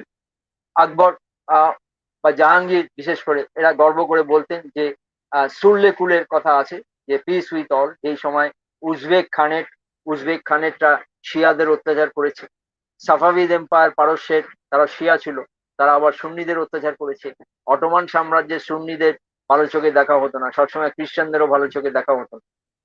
আবার দেখা যায় যে এলিজাবেথ রোমান ক্যাথলিকদের প্রতি ভালো সুবিচার করেননি। ফ্রান্সে সেরকম হিউগোনটদের তাড়িয়ে দেওয়া হয়েছে। আপনারা জানেন Huguenots migrated to Europe, other countries of Europe, including Switzerland. And in Switzerland, the skilled artisans we call Huguenots, they are still making watches. I mean, the descendants of the Huguenots are still making watches with their inherited artisanal skill. সুতরাং এইভাবে France কিন্তু skilled ওয়ার্কারদের থেকে তাদের France ছেড়ে চলে গেল, তারা গিয়ে সুইজারল্যান্ডের মতো দেশগুলোকে সমৃদ্ধ করলো, সেখানকার ইন্ডাস্ট্রিয়ালাইজেশনকে ত্বরান্বিত করলো। সুতরাং এইভাবে এটা দেখুন ফিলসফি, তুসি ফারাবির ফিলসফিতে এইভাবে একটা কসমোপলিটন কালচারকে গুরুত্ব দেওয়া হচ্ছে, যেখানে অনেক ভাষাভাষী, অনেক জাতিগোষ্ঠীর লোক থাকে, সেই কালচার সমৃদ্ধ হয়। আমরা যেন আজকে সেটা ভুলতে বসেছি। হ্যাঁ, আজকে দেখুন আমাদের তো ভালো লাগে, হয়তো কখনো কখনো ইন্টেলেকচুয়ালরা ভালো বেঙ্গল থেকে আসে, ডাক্তাররা হয়তো কর্ণাটক বা মাদ্রাস থেকে আসে, বিজনেসম্যানরা হয়তো গুজরাট থেকে আসে, আর পলিটিশিয়ানরা অন্যান্য বিভিন্ন স্টেট থেকে আসে। সুতরাং এভাবে আমরা, আর স্পোর্টসম্যানরা কোনো জায়গায় স্পোর্টসম্যানরা ভালো, ফুটবলাররা হয়তো নর্থ ইস্ট থেকে আসে, আরো অনেক অনেক বৈশিষ্ট্য আছে, আমি একটা দুটো বৈশিষ্ট্যের কথা বলছি। সুতরাং এইভাবে কিন্তু ভারতবর্ষ একটা খুব সম্ভাবনাময় একটা দেশ, যেখানে বৈচিত্র্য আছে, অনেক ভাষা আছে, অনেক ধর্ম আছে, অনেক জাতিগোষ্ঠীর মানুষ আছে। হ্যাঁ, তাদের বিশেষ বিশেষ স্কিল আছে। এগুলোকে বন্ধ করে হোমোজিনাইজ করা, one country, one religion, one language, এভাবে কি একটা দেশকে সমৃদ্ধ করা যায়? মোগলরা জানতো যায় না। সুতরাং এটা আমাদের উপমহাদেশে আমরা দেখতে পাই, ওই এক্সক্লুসিভিজমটা খুব স্ট্রং হয়ে গেছে, দেশভাগের পর থেকে আরো স্ট্রং হয়ে গেছে, ওই সময় থেকে, 30-এর দশক থেকে। কিন্তু এরা অবশ্যই মোগল সংস্কৃতিকে গ্রহণ করতে পারেনি। হ্যাঁ, সুতরাং এইভাবে একটা দেখা যায় সুরলে কুলটা কিন্তু কাদরি সুফিরা সৃষ্টি করেছিল। আকবর সেটাকে প্রাতিষ্ঠানিক রূপ দেন। Akbar institutionalize the concept of সুরলে কুল, but that was introduced by the Qadri Sufis. Qadris are very interesting Sufi order. Qadris are interested in Vedas and Upanishads and other forms of Hindu philosophy. আমরা এগুলো বলি না। সুতরাং ইসলামকে একমাত্রিক ভাবে ব্যাখ্যা করা যায় না। ইসলামেও অনেক লেয়ার আছে, ইসলামে অনেক ইন্টারেস্টিং গোষ্ঠী আছে যারা অন্য ধর্মকে চর্চা করতে চায়, যেমন কাদরি সুফিরা। দারাশুকর নিজে একজন কাদরি সুফি ছিলেন। দারাশুকর গুরু ছিলেন মোল্লা শাহ, উনি একজন কাদরি সুফি। এগুলো খুব ইন্টারেস্টিং ইনফরমেশন আমাদের পক্ষে। সুতরাং এইভাবে একটা উপনিষদ অনুবাদের এই যে প্রয়াস, আমি অ্যাবস্ট্রাক্ট একটা কথা বলেছি, ইন্ডিসপেন্সেবল ইন্ডিক কোলাবোরেটার্স, এদের ছাড়া মোগল সাম্রাজ্য কালচার স্টেট টিকতো না। ইন্ডিসপেন্সেবল ইন্ডিক কোলাবোরেটার্স, এটা দুটো লেয়ারে আমি ভাগ করছি। একটা ওই যে বেনারসের পণ্ডিতদের কথা বলেছি, যাদের ছাড়া এই অনুবাদ কার্য হতো না, ওই কঠিন সংস্কৃত থেকে অনুবাদ করা সম্ভব হতো না। অর্থাৎ বোঝা যাচ্ছে অনেকেই খুব বাইলিঙ্গুয়াল ছিল সেই সময়, এক ভাষা থেকে আরেক ভাষায় অনুবাদ করতে পারে। আর আজকে আমরা বাংলার ছেলেদের খালি একটা ভাষা শিখতে উদ্বুদ্ধ করছি। ইংরেজি না শিখলে তো ইন্টারন্যাশনাল আমি ছেড়েই দিলাম, ন্যাশনাল লেভেলে তারা চাকরি বাকরি পাবে না। হ্যাঁ, দরজা বন্ধ হয়ে যাবে। সুতরাং ছাত্র সম্প্রদায়ের কাছে আমার অনুরোধ, তোমরা ভাষা শেখো, বিশেষ করে একটা আন্তর্জাতিক ভাষা গ্লোবাল ল্যাঙ্গুয়েজ, ইংরেজি শেখো, নাহলে 95% ভালো বই ইংরেজিতে পাওয়া যায়, নাহলে তোমরা বেশি দূর যাবে না, you don't go very far. সুতরাং খালি কোচিং সেন্টারে গেলে হবে না, ভাষা শেখার ব্যক্তিগত উদ্যোগ তোমাদের নিতে হবে, কারণ যে যত বেশি ভাষা শিখবে তার কিন্তু এই পরিবর্তিত দুনিয়ায় সাকসেসফুল হওয়ার চান্স বেশি থাকবে। মোগলরা ওই জন্য সাকসেসফুল হয়েছিল, রামমোহন রায় ওই জন্য অতগুলো ভাষা জানতেন, এবং এমনকি রাজা রাধাকান্ত দেবও 6টা ভাষা জানতেন। হ্যাঁ, যাকে রক্ষণশীল বলা হয়, রক্ষণশীল ছিলেন না আমার মতে, ওইভাবে বলা যাবে না, কিন্তু তিনি 6টা ভাষা জানতেন। আর আজকে এই একবিংশ শতকে আধুনিক যুগে আমরা বলছি একটা ভাষা শেখ, আমরা স্কুল থেকে ইংরেজি তুলে দিই, করে কুপমুন্ডু করে দেবো আমাদের ছাত্র সমাজ, কোনো উত্তরণের জায়গা নেই, সোশ্যাল সায়েন্স একটা ভাষায় হয় না। সুতরাং আমাকে অনেক কষ্ট করে ফার্সি উর্দু শিখতে হয়েছে গবেষণার জন্য, বাংলা তো মাতৃভাষা, ইংরেজি শিখতে হয়েছে। সুতরাং একটা ভাষায় হবে না। আমি খালি বক্তৃতা দিয়ে গেলাম, কিন্তু এই উপদেশটা না দিলে আমি মনে হয় আমি নৈতিকভাবে একটা অন্যায় করব, যে ছাত্র সম্প্রদায়ের সামনে সাফল্যের এগিয়ে যাওয়ার যে ডাইনামিজমের কথা বলছিলেন ম্যাডাম, সেই ডাইনামিজম কিন্তু আমরা ইনকালকেট করতে হবে ছাত্র সম্প্রদায়ের কাছে, ভাষা শিখতে হবে, নাহলে কোনো ভবিষ্যৎ অন্ধকার, ভীষণভাবে অন্ধকার। অনেক চাকরির স্কোপ আছে, কিন্তু ভাষা শিখতে হবে, ইংরেজি বিশেষ করে, আর একটা দুটো অন্য ভাষা জানলে তো কথা নেই। হ্যাঁ, সুতরাং এটা একটা খুব ইম্পর্টেন্ট মেসেজ, যেটা আমরা মোগলদের থেকে নিতে পারি। ওখানে হিন্দী ভাষার চর্চা হতো, ব্রজ ভাষার চর্চা হতো, ওখানে ফার্সি ভাষার চর্চা হতো, ওখানে সংস্কৃত ভাষার চর্চা হতো, সেই কথা আগে আমরা বলেছি। হ্যাঁ, সুতরাং আর এই আমরা শেষের দিকে চলে আসছি। সাহিত্য পড়ে বা সাহিত্য শ্রবণ করে একজন শাসকের ওপর কি কোনো ইম্প্যাক্ট হয়? Is a ruler influenced by the reading of literature, or if the literature is read out before him? For example, in case of Akbar, Akbar was non-literate, so Rumi and Hafiz had been read out before Akbar. What was the impact, possible impact? এটা নিয়ে ভালো গবেষণা হতে পারে। Now Akbar discontinued jizya after listening to Hafiz, and also discontinued the pilgrimage tax on the Hindus after listening to Hafiz. I am using the term listening because Akbar could not read, but that was read out to Akbar. I mean Hafiz. Akbar's teachers were very talented in those days. So Akbar was taught. He had regular teachers, but he was not literate because he had a camp life, moved from camp to camp. He was born in a camp. আমি বলেছিলাম ambulatory পিপলরাও ইতিহাস রচনা করে, নন literate পিপলরাও ইতিহাস রচনা করে। আকবর was like a যাযাবর, moved from one camp to other because Humayun lost the empire. So settled life was not possible during his younger days. So Akbar had to move from one camp to another. So that was a blessing in disguise. Akbar was helped by that hardship which he encountered during his growing up stage. So ব্রাহ্মণ প্রিস্টরাও সেই সময় মাসনাবি পাঠ করতো, রুমির মাসনাবি পাঠ করতো, এবং এইভাবে মাসনাবিতে একটা জায়গায় আছে যে আমি সেই প্যারাগ্রাফটা আকবর বেশি ভালোবাসতেন, সেটা থেকে কালচার স্টেটের ডেফিনেশন আমরা পাই। মাসনাবিতে রুমি বলছেন, Jalaluddin Rumi, 13th century Persian poet associated with Persian Renaissance, which created ripples even in the Indian Empire. In fact, there are more Persian manuscripts in India than in Persia itself. একজন বিখ্যাত গবেষক এটা গবেষণা করে দেখি, there are more Persian manuscripts in India than in Persia itself. So Brahmin priests used to read that Masnavi.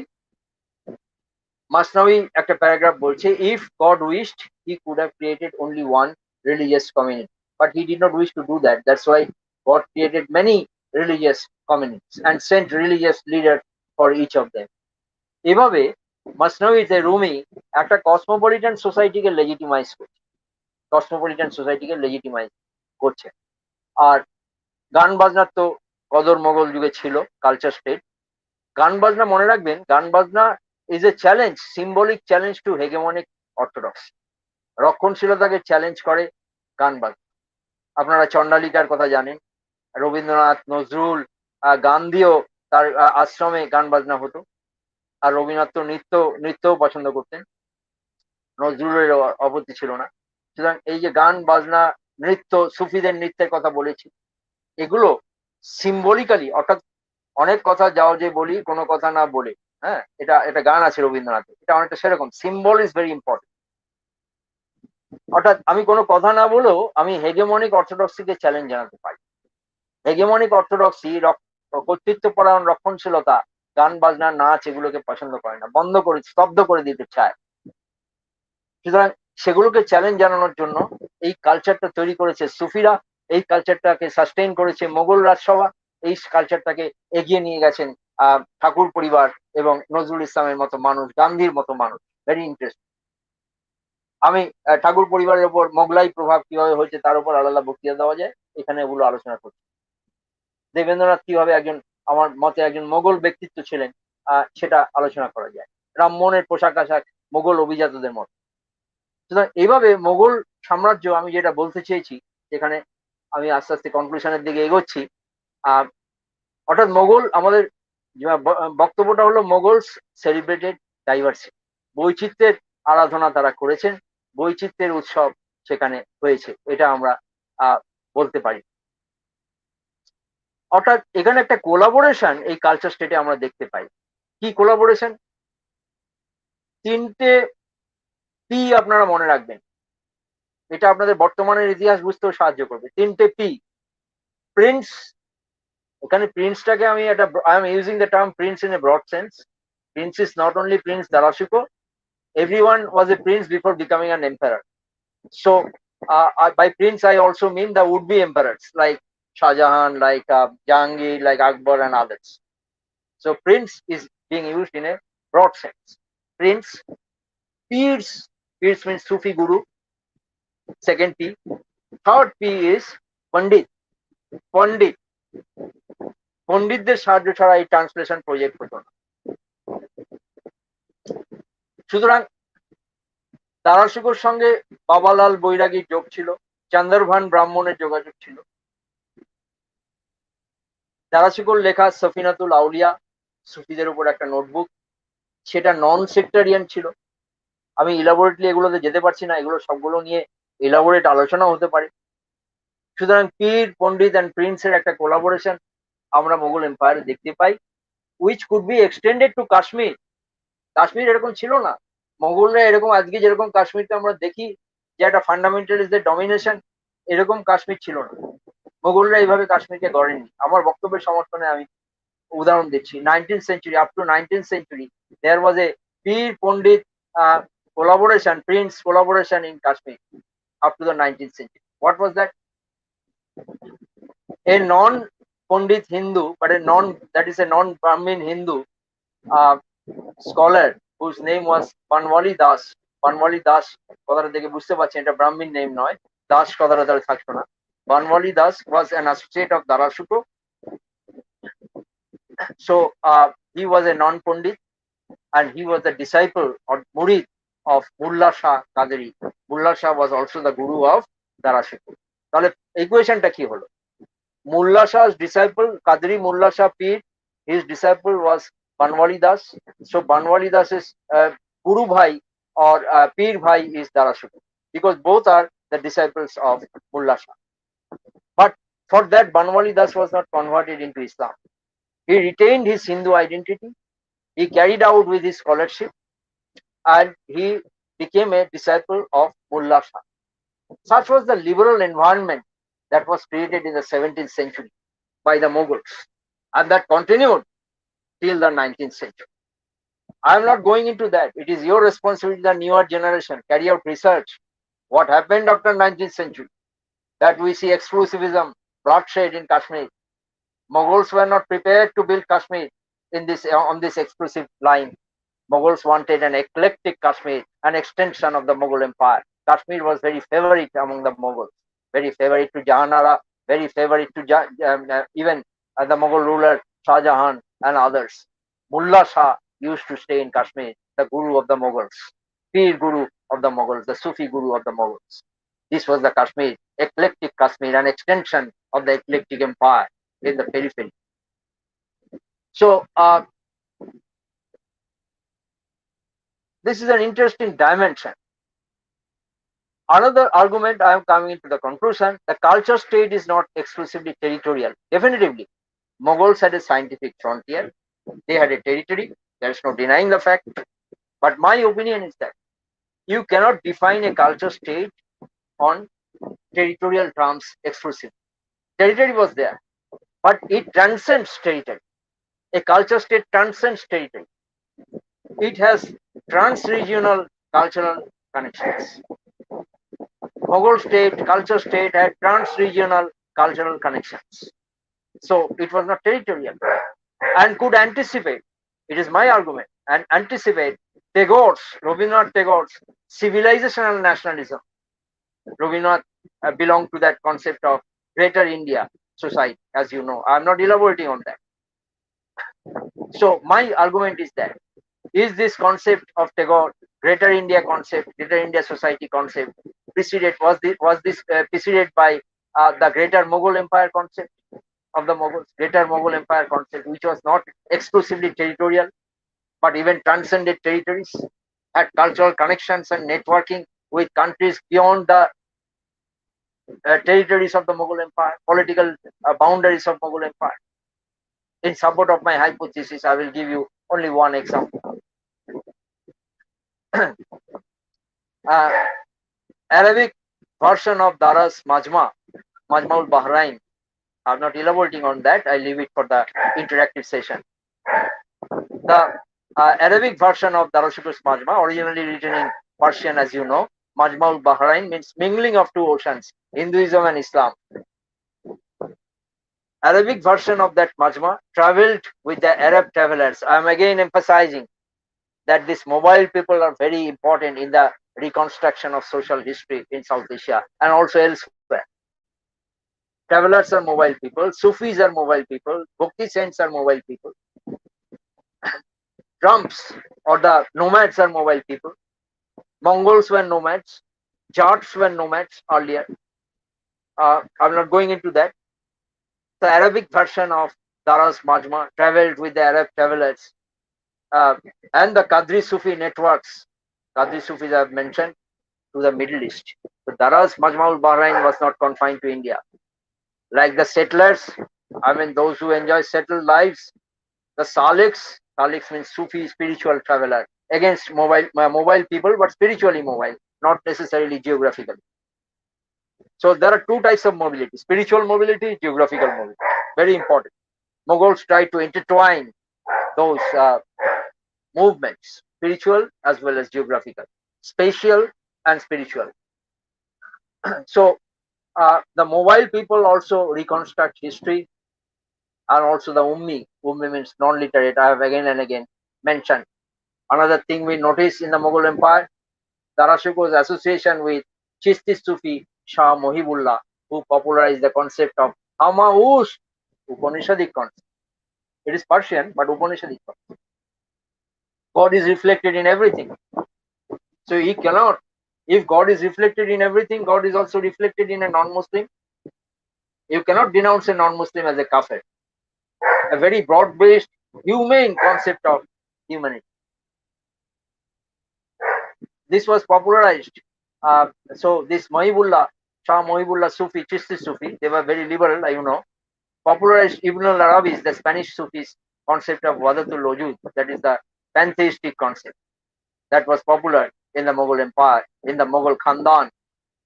So this is the theoretical heterogenization of the culture state. The theoretical basis of my argument of the culture state lies in this concept of Wadatul Wujud. In support of my hypothesis, I would say, look at Northern Africa. That formula I have mentioned: one country, one religion, one state, one country, one religion, one language. That concept flourished in Northern Africa. Previously, Northern Africa was heterogeneous, but now homogenized, ruthlessly homogenized. I am not going into that, but Mughals were not like that. Mughals based on their concept on Wadatul Wujud. The opposite concept is Wadatul Shuhud. That became popular in parts of Middle East and Northern Africa. I am not going into Wadatul Shuhud theory, but you can understand this is the opposite term for Wadatul Wujud. That's a very pantheistic concept, inclusive concept. So you can say in short that Wadatul Shuhud concept, which propelled various philosophical forces in Northern Africa and Middle East, they are exclusivist concepts, exclusivist Sufi doctrine. So Sufis could be liberal, Sufis could be orthodox. The orthodox version had been popularized in some other parts of the world, but not in the Mughal Empire, definitely. So you notice the celebration of pluralism, heterogeneity, cosmopolitanism, composite culture in the Mughal eclectic empire. But Mughal networking was very complex. You have to understand. If I say that there was a political agenda behind the Mughals to cultivate this sort of a culture of translating Indic texts, sacred texts into Persian, and there was a political agenda, that would be wrong. There was because the Mughals believed that you have to master not only the external world, there should be inner spiritual development. And a perfect ruler is someone who has inner spiritual blossoming, inner spiritual development. That is very much important. ঠাকুর পরিবারও এটা ছিল যে inner spiritual development হবে, অন্তরম বিকশিত করো অন্তরতর হে। তাই অন্যান্য জমিদারদের আমরা মনে রাখিনি, কিন্তু ঠাকুরবাড়ির জমিদারদের আমরা মনে রেখেছি because of their cultural contribution. Mughal Empire was something like that, a culture state. They believed in the inner development of the prince. Dil se behtar koi kitab nahi. Ilme batin, ilme laduni, inner knowledge, inner resources. That has to be marshaled to rule over an empire. An empire, the kingdom of God is not only territorial, not only external, it is cultural as well as spiritual. And when you say that it is not territorial, it transcends the territory, as I have already discussed, the cultural connections of the Mughals and the Middle Eastern world and other worlds.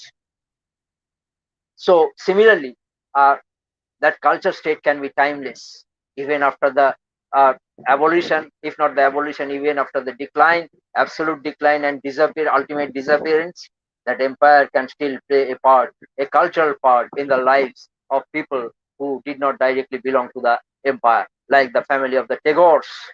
Even Vivekananda's dress is like a Persian aristocrat, official of the Mughal court. Vivekananda's কোমর বন্ধটা একটা European বেল্টের মতো নয়, Persian কোমর বন্ধের মতো, যেটা রবীন্দ্রনাথ করতেন।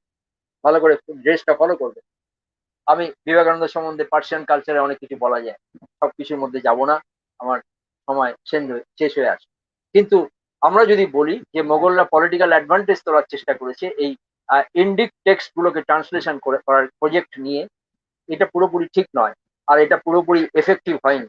কারণ তাহলে রাজপুত রাজা জয় সিং দারাশুকোর প্রতি বিরূপ হতেন না, কারণ জয় সিং এর সাথে কান্দাহার এপিসোডের অনেক আগে থেকেই দারাশুকো ইন্ডিক টেক্সট পড়া এবং অনুবাদে ব্যস্ত ছিলেন, সেই প্রজেক্টে ব্যস্ত ছিলেন।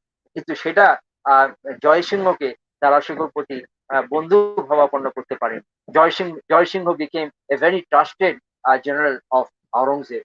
যশবন্ত সিং আপনারা ডিএল রায়ের শাহজাহান নাটক করলে পাবেন। Jaswant Singh ultimately gravitated towards from Shah Jahan to Aurangzeb. So royalty and officialdom, they pendulumer moto tara oscillate korte thake, they oscillate like the pendulum from this side to that side, from this end to that end.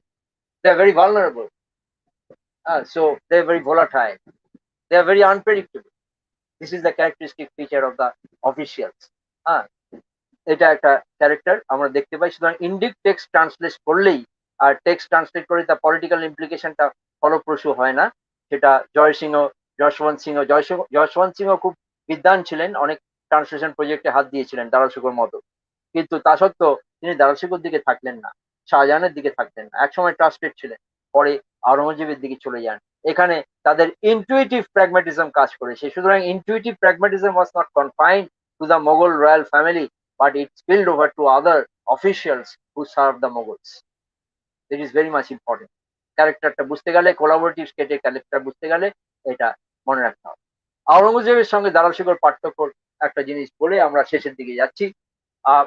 দারাশুকো সম্বন্ধে Barnier বলছেন, দারাশুকো was a man with many qualities, but he was very proud and was easily irritable. খুব অসহিষ্ণু ছিলেন এবং অত্যন্ত দাম্ভিক ছিলেন। আর আওরঙ্গজেব নিজের ক্ষমতা সম্বন্ধে সচেতন থাকলেও হি ওয়াজ ভেরি রেকনসিলিয়েটেড। আপনারা দেখবেন কি করে মির্জুমলা তখন একজন পারসিক বংশোদ্ভূত, পারস্যে তার জন্ম, তিনি কুতুব শাহী মানে সুলতানেটকে সার্ভ করছেন দাক্ষিণাত্যে, তাকে মোগলদের অ্যারিস্টোক্রেসির মধ্যে নিয়ে আসতে চাইছেন আওরঙ্গজেব। তা কিভাবে ইন্টারাক্ট করছেন দেখলে বোঝা যায় আওরঙ্গজেব কিভাবে রেকনসিলিয়েটরি পার্সোনালিটি। তারপরে শাহজাহান এবং দারাশুকো যখন আজমির শরীফে যাচ্ছেন রাজস্থানে, ক্যাম্প খাটিয়ে রাজস্থানের রাজপুত রাজাদের সাথে মৈত্রী করতে চাইছেন, তারা ভয় পেয়ে যাচ্ছে যে মোগলরা এত স্ট্যান্ডিং আর্মি নিয়ে রাজস্থানে এসছে কেন। দেখুন আওরঙ্গজেবের কত বুদ্ধি, দারাশুকো এম্পারার শাহজাহানের পৃষ্ঠপোষকতায় বন্ধুত্ব করতে চাইছে। সুতরাং এই বন্ধুত্বের পিছনে রাজপুত রাজারা একটা ভয় দেখতে পাচ্ছে, পেছনে যেন বন্দুক লুকিয়ে আছে। হ্যাঁ, কারণ পাশেই রয়েছে, ক্যাম্পে রয়েছে শাহজাহান। সুতরাং আওরঙ্গজেব সেই সময়, যিনি সম্রাটের সহায়তা পাচ্ছেন না, did not receive the favour of the empire, কি কারণ আওরঙ্গজেব তার নির্বাচিত হননি পরবর্তী সম্রাট হিসেবে। আওরঙ্গজেব নিজের কৃতিত্বে একজন রাজপুত্র হিসেবে যে রাষ্ট্র থেকে নিজেকে কিছুক্ষণের জন্য দূরত্ব বজায় রাখতে পেরেছে, he could distance himself from the Mughal state and could on his personal qualities he developed friendly relationship with the Rajput rajas. এবং রাজপুত রাজাদের বন্ধুত্বের সময় তিনি এমন সমস্ত লোককে পাঠাচ্ছেন যে দেখে বোঝা যাচ্ছে দরকার পড়লে তিনি সব থেকে ট্রাস্টেড লোকদের, হিন্দুদের সব থেকে ট্রাস্টেড মনে করতে পারেন। কারণ যে দূত হিসেবে যাদের পাঠাচ্ছেন তাদের তিনি বলছেন এ প্যালেস অফ রিলায়েবিলিটি, এই ধরনের তাদের টাইটেল দিচ্ছেন। এ প্যালেস, সেই my Hindu agent is like a palace of reliability. So that Hindu agent was being sent to forge friendship with the Rajput Rajas. দারাশুকো সেরকম ইনিশিয়েটিভ বোধহয় ছিল না, যেটা আমরা আওরঙ্গজেবের মধ্যে একটা ইনটুইটিভ প্র্যাগমেটিজম পাই সবসময়, সব মোগলদের মধ্যে সেটা আমরা হয়তো পাইনি। আরো দেখুন, আজকের দিনে আপনি ভাবতে পারবেন মানে কিভাবে নাওশের মানে আদিলের জিনিসটা হয়েছে। মানে আজকে আমরা খুব মজার কথা মনে পড়ে, আমরা আজকের দিনের পলিটিক্সে দল বদলু বলে একটা কথা ব্যবহার করি, টেলিভিশনে খুব ব্যবহৃত হয়, দল বদলু, যারা চট করে দল বদলে ফেলে। হ্যাঁ, আমি বলি এটার অ্যান্টিসিপেশন মোগল যুগেও ছিল। যখন আওরঙ্গজেব সম্রাট হলেন, দারাশিকো হলেন না, দারাশিকো মানে হত্যা করা হলো, আওরঙ্গজেব করলেন, তখন কি দেখা যাচ্ছে দল বদলুদের দেখুন। দারাশিকোর প্রাইভেট সেক্রেটারি চন্দরভান আওরঙ্গজেবকে চিঠি লিখে লয়্যালটি ইয়ে করছেন, এনশিওর করছেন, বলছেন আমাকে পেনশন দিয়ে ছেড়ে দিলেই হবে। চন্দরভান ব্রাহ্মণকে কি দায়িত্ব দিচ্ছেন আওরঙ্গজেব জানেন? চন্দরভান ব্রাহ্মণকে মমতাজ মহলের যে সৌধ, সেই মমতাজের সৌধ দেখাশোনার দায়িত্ব দিচ্ছেন। আজকালকার তথাকথিত ইসলামিক স্টেটে এই ধরনের পবিত্র একটা সৌধ দেখাশোনার দায়িত্ব একজন নন মুসলিমকে দেওয়া হবে? তখন কিন্তু আওরঙ্গজেব দিয়েছিলেন। এই জন্য আমার বক্তব্য হচ্ছে আওরঙ্গজেব আর দারাশিকোর মধ্যে সীমারেখাটা খুব স্পষ্ট নয়। হ্যাঁ, অনেক তার মধ্যে অনেক ছিদ্র আছে, এটা খুব ভালো করে মনে রাখতে হবে। এই ঔদার্যবোধ কিন্তু মোগল সাম্রাজ্যের ছিল, এতটাই ছিল যে তথাকথিত রক্ষণশীল সম্রাট আওরঙ্গজেবও মমতাজের যে স্মৃতিসৌধ সেটা রক্ষণাবেক্ষণ, এটা পবিত্র ধর্মীয় কর্তব্য, সেই দায়িত্বটা দিচ্ছেন চন্দরভান ব্রাহ্মণকে, এবং চন্দরভান ব্রাহ্মণও এত ঔদার্যবোধ, সেই দায়িত্বটা গ্রহণ করছে। Very prestigious position, spiritual position. সুতরাং এই ঔদার্যবোধ এই কালচার স্টেটে, একলেকটিক স্টেটে ছিল, এটাই আমি বলতে চেয়েছি। হ্যাঁ, আজকের দিনে তথাকথিত রিলিজনের ভিত্তিতে যে সমস্ত রাষ্ট্র স্থাপিত হয়, এই ঔদার্যবোধ দেখা যায় না। সুতরাং চন্দরভান একটা বিখ্যাত বই লিখেছেন, monumental work, Chahar Chaman, about the Mughal princes shahzadas. Apparently he erased the name of Darashikoh. উনি দল বদলু হয়ে গেলেন, অর্থাৎ দারাশুকোর পৃষ্ঠপোষকতার থেকে আওরঙ্গজেবের পৃষ্ঠপোষকতার দিকে চলে গেলেন। হ্যাঁ, এটা দল বদলুদের আমরা আগেও দেখতে পাই। মুল্লা শাহ, সেই বিখ্যাত পীর যিনি দারাশুকোকে দীক্ষা দিয়েছিলেন, তিনিও দল বদলু হয়ে গেলেন। একটা সুন্দর কবিতা লিখে দিলেন আওরঙ্গজেবকে। Aurangzeb was very much please to receive the nazm from Mulla Shah from Kashmir. So this was the দল বদলুদের ইতিহাস এরকম। আর জয় সিং, যশবন্ত সিং এর কথা আপনাদের আমি আগে বলেছি, দল বদলুরা সবসময় সর্বযুগে থাকে। হ্যাঁ, সুতরাং এইভাবে আমরা অনেকগুলো দিক খুঁজে পাই। এখন আমাদের সময় আমরা মানে আর নেই, সুতরাং আমি বলবো এটা একটা collaborative culture state based on managerial spiritualism. এখানে কৃষ্ণ নরকাসুর বধ করছেন এরকম পেন্টিংও পাওয়া যায় এই কালচার স্টেটে, একলেকটিক স্টেট, যেটা আমার এটাকে সমর্থন করে। আমরা কনক্লুশনে তাহলে এটাই বলতে পারি, আমরা শেষ করছি 1 মিনিটের মধ্যে। ইস্তেহাদ, আকল, আদল, এগুলো আমি আগে ব্যাখ্যা করেছি, আর করছি না। সির, এগুলো মানে উপর ইতিদাল, এগুলোর উপর বেস করে মোগল স্টেট গড়ে উঠেছিল। রামের একটা কসমোলজিক্যাল কনসেপ্ট ছিল, ফিলোসফার কিং এর একটা কসমোলজিক্যাল কনসেপ্ট ছিল, এটা লেজিটিমেসির সঙ্গে যুক্ত। তাকলিদের জায়গা ছিল না সেভাবে, ইস্তেহাদের জায়গা ছিল। Outstanding scholars and poets emerged in the 18th century to define and defend the markers of Muslim identity. So in spite of political degeneration of Delhi, Delhi continued to flourish as an intellectual entity. So that you find many poets even in the 18th century. 18th century is not the century of absolute decline. So the Mughal state became virtually non-existent. কারণ আমরা একটা জায়গায় দেখছি একটা ফার্সি quotation আছে, বাদশাহ শাহ আলম আজ দিল্লি তা পালম, মানে পালম তো দিল্লিতেই, পালম এয়ারপোর্ট আছে আপনাদের, অর্থাৎ বাদশাহ শাহ আলমের সাম্রাজ্যটা দিল্লি থেকে দিল্লিতেই, বাদশাহ শাহ আলম আজ দিল্লি তা পালম, এটা ফার্সিতে একটা কোটেশন আছে, ঠাট্টা করে বলা হয়, সুতরাং হিউমার। সুতরাং এই অবস্থাতেও কালচার কিন্তু টিকে ছিল, মোগল কালচার টিকে ছিল। হ্যাঁ, পেন্টিং হয়তো ওইভাবে টিকে ছিল না, কিন্তু গান বাজনা, অন্যান্য কালচারাল ডাইমেনশন, কবিতা ইত্যাদি কিন্তু টিকে ছিল কালচার স্টেট হিসাবে। সুফি ট্র্যাডিশন, কাওয়ালি টাওয়ালি এসব টিকে ছিল। সুতরাং কালচার স্টেটটা ওইভাবে, এখন আমি যে বলছিলাম টাইমলেস, ওটা স্টেটের একটা অবক্ষয় হলেও কালচারাল সিস্টেমটা টিকে ছিল। এরকম একটা কালচার স্টেট নিয়ে আমরা আলোচনা করলাম। Indeed the exclusivists, Hindu and Muslim exclusivists, have much to learn in the 20th and 21st century from their Mughal predecessors. You have been listening to me with patience. Thank you all. Thank you very much. Thank you again. Thank you.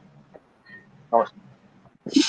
May I ask you a question, Yes, please. Amit? Yes. So it is understood from your discussion that a sort of broader and liberal aspect and collaborative aspect, rather I could say, had been reflected in the cultural system during the time of Mughal period. Ipidal and so on. We didn't hear before. So nicely you have elaborated.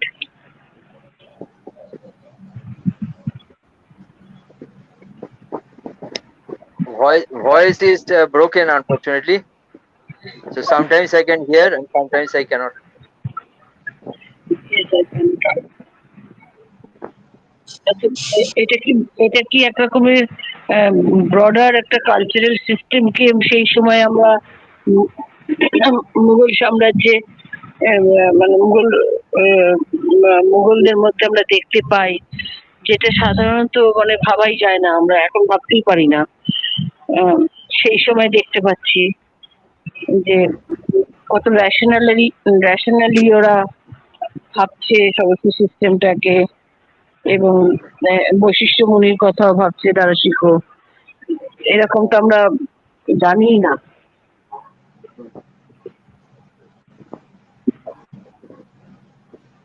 হ্যাঁ,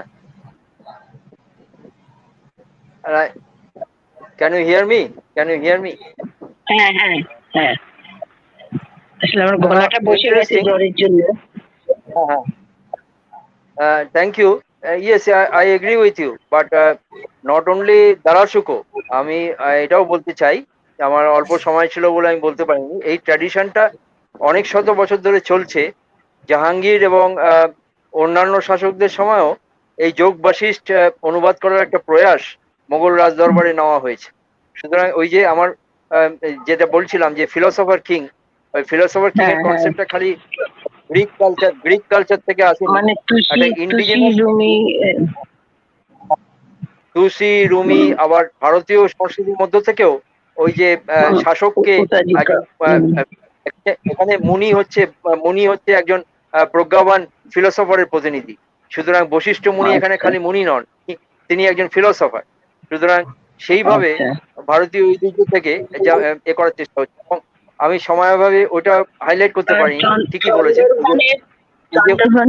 যে বই অনেক বইতে লিখেছেন, বইগুলো note করতে পারলাম না, সেটা বলে দেবো, হোয়াটসঅ্যাপে জানিয়ে দেবো, অসুবিধা হবে না।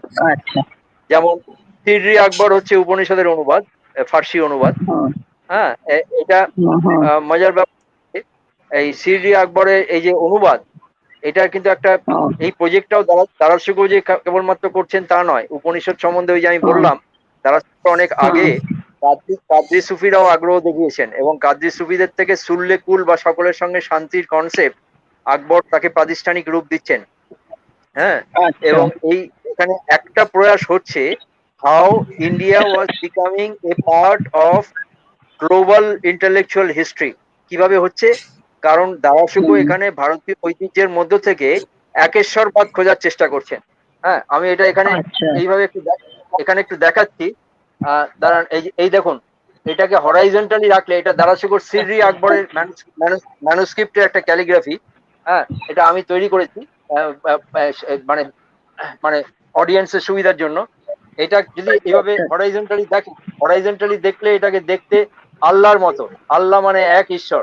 হ্যাঁ, আবার এক এটাকে যদি ঈশ্বর আপনি মনিজম ভার্টিকালি দেখলে ওং মানে হচ্ছে ওই ব্রহ্ম, পরম ব্রহ্মের কথা বলা হয়। হ্যাঁ, হ্যাঁ সুতরাং এইভাবে দারাশিকো কিন্তু ভারতীয় ঐতিহ্যের মধ্যে একেশ্বরবাদ খোঁজার চেষ্টা করেছেন, যেটা রামমোহন রায় ও উপনিষদের মধ্যে খোঁজার চেষ্টা করেছেন।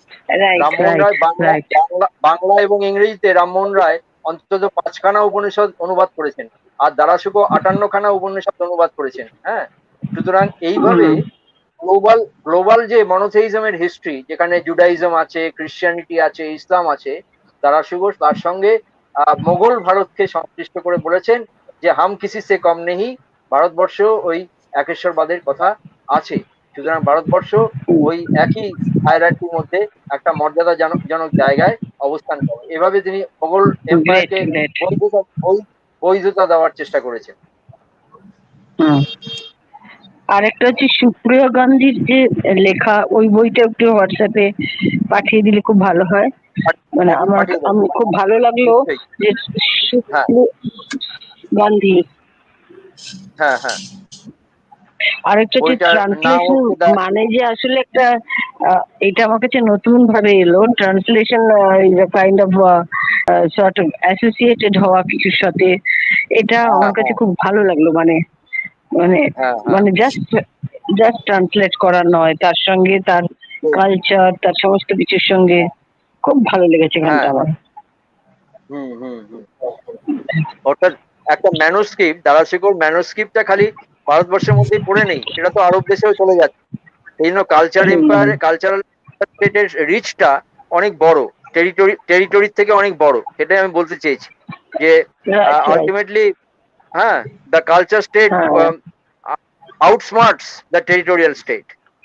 এবং এই রাইট জন্য রাইট রবীন্দ্রনাথের যে ন্যাশনালিজমের কনসেপ্ট, সেটা পলিটিক্যাল ন্যাশনালিজম নয় বা টেরিটোরিয়াল ন্যাশনালিজম নয়, তার মধ্যে একটা বিরাট সভ্যতা সংস্কৃতির ডাইমেনশন রয়েছে।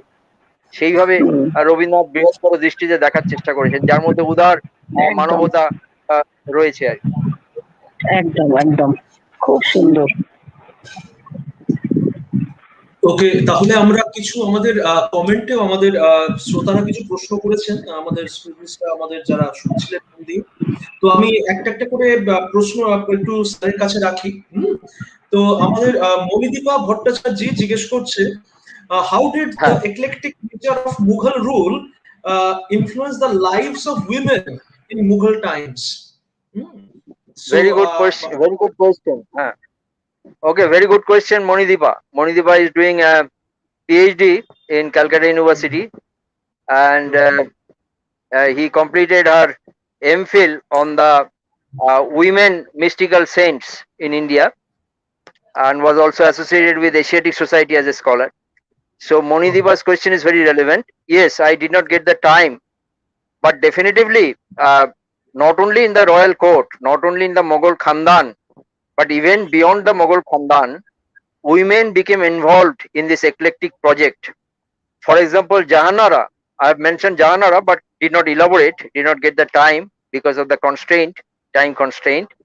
Jahanara was very much learned and even wrote a manuscript or dedicated to Moinuddin Chishti, that is the doyen of Chishti Sufis of South Asia, dedicated to the doyen of Chishti Sufis, Moinuddin Chishti. Munisul Arwa, that is in Persian, the Jahanara. And not only that, Aurangzeb's daughter Zebun-Nisa was a celebrated poet, and the cultural activities in the empire had been largely sustained by Jahanara and also Zebun-Nisa. And if you see the building activities of the Mughal ladies, you will understand that a vibrant culture that flourished due to the patronage of the Mughal ladies Many of the Mughal ladies were also involved in trade and commerce. Uh, and there is a book by Ellison Banks Finlay on Nur Jahan, the Mughal Empress. You can read that to know about Nur Jahan's exploits. To know about other Mughal ladies, you can read Anne Marie Schimmel's The Mughal Empire, translated from German to English. And then another Persian work, as far as I know, it was not translated into English. I had the opportunity to read that work. Sheikh Abdul Haq Muhaddis Dehlavi, a contemporary of Jahangir, devoted an entire chapter to the women Sufis. To the women Sufis. This is very much interesting. The women Sufis used to write poetry. So this, in this eclectic state, in this culture state, not only the women of the royal Khandan, but this tradition of participatory women or empowered women spilled over to other spaces, particularly the spiritual spaces of the Sufi shrines, as is resonated in the poetic activities of many female Sufi poets of South Asia, medieval South Asia.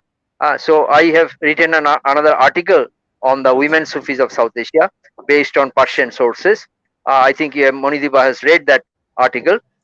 So there I have given clue so that taking threads from that article, you can further elaborate on this feminine dimension of culture state. Thank you for a very relevant question, which I had to overlook because of the time constraint.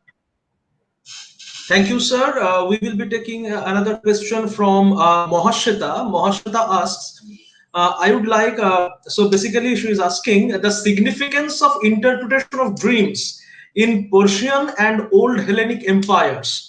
And there is also another question, is there any comparative account on this? Very interesting question, sir. Very interesting question, Mohashita. Thank you. Yes, there are some scholars, but unfortunately I do not read French or German. There is a tradition of carrying out research on dream interpretation of the emperors or famous people. And in the Islamic tradition also, this dream interpretation is very crucial. For example, in case of Altamash, Iltutmish, you will find that there is dream interpretation. In case of Darashuko, you will find this interpretation of dream. But this was not confined to the emperors like Altamash or Darashuko. Darashuko was not an emperor, but was a prince who did not become an emperor.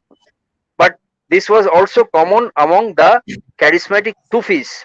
For example, the Sufi, famous Sufi, 18th century famous Sufi of Lucknow, Bansawi, he is popular as Bansawi. He also in a dream found that he was meeting Krishna and Rama in a forest in South India, where he was absconding because of perpetual Rajput raids in Awadh. But ultimately he came back and played a very reconciliatory role. That dream played a very significant part to legitimize his position among the non-Muslim community there in Awadh. So this, for further information, I can mention some books also, but I have not read those books, to be frank. I have not carried out any research on this dream interpretation, but you will find I do not read German or French. There are many works on in German and French, and also in English about this dream interpretation. And in Islamic tradition, this is all very acknowledged tradition. This dream interpretation is very popular. So everyone tried to legitimize their position by this sort of referring to this sort of dreams.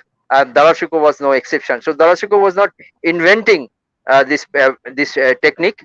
This was prevalent even in the Sultanate period, and also in Hindu tradition. Also, you will find that dream is very important because someone tries to legitimize his position by saying that in dream he or she had contemplated this and that god or goddess or something like that. So this is common not only in Islamic tradition but also in Indic tradition, I would say. But I have not carried out any particular research on this aspect, so I will not be able to enrich you on this aspect at this moment. But in future, if I get the opportunity, if I find many such books available in the languages which I know, such as Bengali, Urdu, or Persian.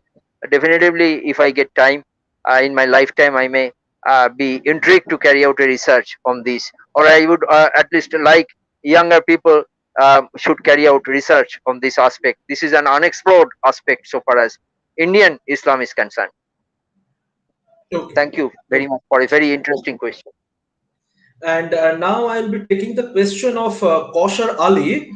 He writes, historically, Abul Fazl is the only Muslim writer who had written about Hindu culture during the Mughal era. Then how can I say that the Mughal state is not a theocracy? So this is the observation and question of Kaushar Ali. So would you like to respond, sir? Yeah. But no, he is not the only author. Abul Fazl is the most prolific writer during the Mughal period. His magnum opus is voluminous monumental work. Because of royal patronage, he was famous. But there were other authors, Muslim authors, who translated Jog Bashisht. Jog Bashisht was not only translated under a project sponsored by Darashuko, but other people, including one Sufi saint. This is the eclectic tradition nature, who was known to Darashuko, who translated Jog Bashisht from Sanskrit into Persian. So there are other authors also, and not only that. Remember, to translate a project, you need resources. Darashuko had the resources. Not many people would have such resources. Raja Rammohn Roy had resources, so he could translate from one language to other. Common people, for their livelihood, they have to be busy with other works. But remember that the calligraphy that we find, Persian calligraphy, which translated either Sirri Akbar, that is the Upanishad, or other works like Jog Bashisht, it is assumed, and I think there is authenticity in such assumption, there is truth in such assumption, that the projects that had been carried out by the Mughals, there had been a team of Muslim scribes, or that is those who are experts in calligraphy, because not all the Hindu Pandits sometimes knew both Persian and Sanskrit, but their calligraphy would not be so beautiful. So sometimes the many Muslims were engaged in translating sacred Hindu texts. Not in the translation projects, they were there, and their handwriting, their handwritten letters, calligraphic style, calligraphy skill had been utilized by the emperors to carry out their project. Without the support of this very dedicated group of Muslim calligraphers, such projects could not have been completed by the Mughals. And I at least can mention one very famous Sufi saint who translated Jog Bashisht from Sanskrit into Persian. So what I'm trying to say is that this was a tradition very common in the Mughal Empire. But you will not notice this sort of a tradition in the 20th century or in the 21st century, that is translating from other religious texts with such devotion, or comparing Naushirwan Adil, who was a non-Muslim, as an ideal ruler. This sort of a liberal, broad-minded attitude is very much missing among the Hindus and Muslims in the 20th and 21st century. That is very unfortunate. But the Mughals were quite different. That's why the term alternative modernity is totally applicable in case of the cosmopolitan, eclectic, composite Mughals. Okay, so thank you, sir. There is another question by Shomo Ghosh. He's asking, could you please elaborate on the concept of alternate modernity? How far does this differ from Western modernity? So this is a question from Shomo Ghosh. Shomo, very good question. Very good question. I will very briefly respond to your question. That is, for example, by Western modernity, which is based on individualism, rationalism, and these are very much associated with certain developments, certain phenomena, which you can distance from non-Western modernism. I'm coming into that. For example, when you discuss Western modernity, you cannot distance it from mercantilism.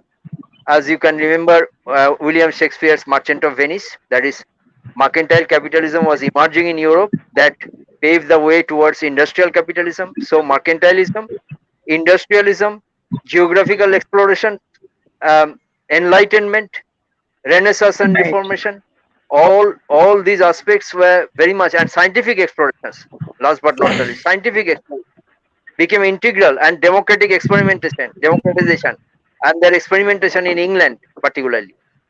Uh, these are very important so far as Western modernism is concerned. For example, if you read Tolstoy's War and Peace, he is crediting the British for their experimentation with this sort of constitutionalism. Uh, and Russian model is quite different according to Tolstoy that he is mentioning in his War and Peace. But when you speak about Oriental modernity or alternative modernity, that is modernity which is developing in the non-European world, you cannot associate it with industrial revolution, scientific explorations, enlightenment as such. But remember, people like Gandhi, they were also inspired by enlightenment. So I am not putting Gandhi in this category. Gandhi is a different category, but still in the alternative modernity zone, you will notice that in the Oriental world, it developed irrespective of other phenomena like industrial revolution, geographical exploration, scientific revolution, uh, etc., democratization, uh, etc., enlightenment, etc. But still, as I've mentioned, I've given you examples how rudimentary form of embryonic form of civil society concept was developing under the sustenance of the Mughals, and also uh, other developments that I have mentioned. That is a cosmopolitan notion, urbanity, a broader concept of citizenship. All these are associated with modernity. These sort of developments would be noticeable in the Oriental world. Once I had the opportunity to visit the house of the famous German poet Goethe in Germany when I was visiting Germany, and his house is as big as Ashutosh College or something like that, or Bhairav Ganguly College. I am deliberately using this term because he was so huge that I said that it could be a university or at least a big college. Uh, so there I found that letters Goethe used to receive from the Persian uh, poets and philosophers written in the Persian language, and that were very carefully preserved now in the Goethe Museum, which is the house of Goethe. So Goethe had a correspondence with German poet Goethe has a correspondence with these Oriental intellectuals, and he came to the conclusion that modernity is not the monopoly of the West. And Goethe was very influential in the writings of rationalist thinker Kaji Abdul Odud. So I would request you to read the volumes of collected volumes of Kaji Abdul Odud, a rationalist Muslim modernizer of Bengal, uh, who flourished in undivided as well as post-partition Bengal, but he stayed back in West Bengal to carry out his rational activities. He was very much influenced by Goethe. So here, though he did not use the term alternative modernity, but Abdul Odud elaborates on different aspects of our understanding of modernity that can develop irrespective of various developments that we experience in the Western world. But thank you for asking a very pertinent question. Okay, and sir, probably the last question I'll be taking. So this question has been asked by Joita Ghosh, and she has a very interesting question. So she's asking, how does this cosmopolitan culture influence the food habits of the Mughals? So this is Joita's question. How did this cosmopolitan culture influence the food habits of the Mughals? Hmm. Very good question, Joita. Uh, Actually, I'm unfortunately, I'm afraid I'm not qualified to answer this difficult question. But this is very interesting. But there, I will apply my intuitive intelligence, if I have any, uh, to respond to your query. Because I do not have written documents in front of me during these pandemic days to respond to your very interesting, intriguing question. And now, yes, definitively. For example, you cannot think about a culture state without gardens. Mughal experimentation with gardens. Their taste of flora and fauna. Garden is very important. For example, if you read Tuzuk-i Babari, Babarnama, Babur is writing that certain types of fruits are easily available in Central Asia, but India he found a very inhospitable climate, and those nice fruit he are missing after coming to India. But the Mughals experimented with those fruits like melon and other aspects. They were just being experimenting with these sort of things, and other types of things were also uh, just introduced in India with the coming of the Mughals. Uh, but there is also philosophy, Aristotelian philosophy, where so far as food habit is concerned, and that influenced. Thank you, you raised this question. The other day, I was listening to a lecture by Pandit Ostad Anindra Bandyopadhyay on Ali Akbar Khan. Uh, Ali Akbar Khan was a great musician. Uh, and he and also I have read one interview of Amjad Ali Khan. Amjad Ali Khan also mentioned asked this he faced this question that what is your food habit. So he said that yes, my forefathers can be traced back to the Mughal court, because my forefathers 4 or 5 generations back they used to play music in the Mughal court. So but there's a difference between their food habit and my food habit. So I follow one type of philosophy that was also prevalent in the Mughal court. Particularly, I think that will be applicable in case of the likes of Aurangzeb. That is the Sadi's philosophy. Sadi popularized that Aristotelian philosophy. That's why I'm saying there's nothing like purely Western idea or purely Oriental idea. Oriental ideas are often in. Sadi is saying, "Khurdan baray jistan, jistan baray khurdan neist." That is, let food be your medicine and medicine your food. That is, prevention is better than cure formula. That was practiced by some people, definitively. For example, Amjad Ali Khan, when he was interviewed, it was in the 80s. He mentioned that I like food, but I refrain from taking food in a luxurious manner, because that can affect my musical performance. So I practice restraint when I encounter food. So this was also a practice. This practice came with the Persian nobility who came to India. They came forward with the philosophy of Sadi and Aristotle. And remember, that's why the medicine, Unani medicine, has taken its name from Greek medicine. Yunan means Greek. So this sort of Greco-Persianate philosophy was there. But the Mughals were experimenting with Indian things. But we can imagine that their food was not that spicy as we notice today. But later on, there was evolution. That's why successive states emerged, like Murshidabad, like Lucknow, like Hyderabad, and you can understand the differentiations. That is, Hyderabadi biryani is quite different from Bengali biryani or Lucknowi biryani. You can understand that. And then the Nawabs of Lucknow played a very crucial role in the evolution of the culinary habit. And for example, the Gulauti kebab was one contribution. Remember, many of these cooks and painters, musicians, they migrated from the Mughal tradition to the regional tradition of the successor states. So they borrowed that sort of a tradition. But remember, because of financial constraints, later on in the biryani, they could not use adequate meat, so that was supplemented by potatoes. ওই আলুর পরিমাণটা যে এখন আমরা বেশি দেখি বিরিয়ানিতে, সেটা কিন্তু আগে ওইভাবে ছিল না। ওখানে মাংসের পরিমাণ বেশি থাকতো, কিন্তু এখন মানে আর্থিক ওই সমৃদ্ধি অনেকের থাকে না বলে সেখানে আলুর ব্যবহারটা ওইভাবে বেশি চলে এসেছে। এইভাবে একটা মিক্সচার হয়েছে। আর ফল খাওয়ার হ্যাবিটটা খুব বেশি। যেরকম একটা উদাহরণ দেখা যায়, আমরা যদি লেটার্স গুলো দেখি, letter Aurangzeb is writing from Deccan because he was famous for his Deccan expedition to Shah Jahan. He's incentivizing Shah Jahan to conquer Deccan, including the Qutub Shahi Sultanate. And what was the incentivizing factor? Aurangzeb is mentioning, look, this and this type of fruits are there. I am thinking about these fruits which you love, father.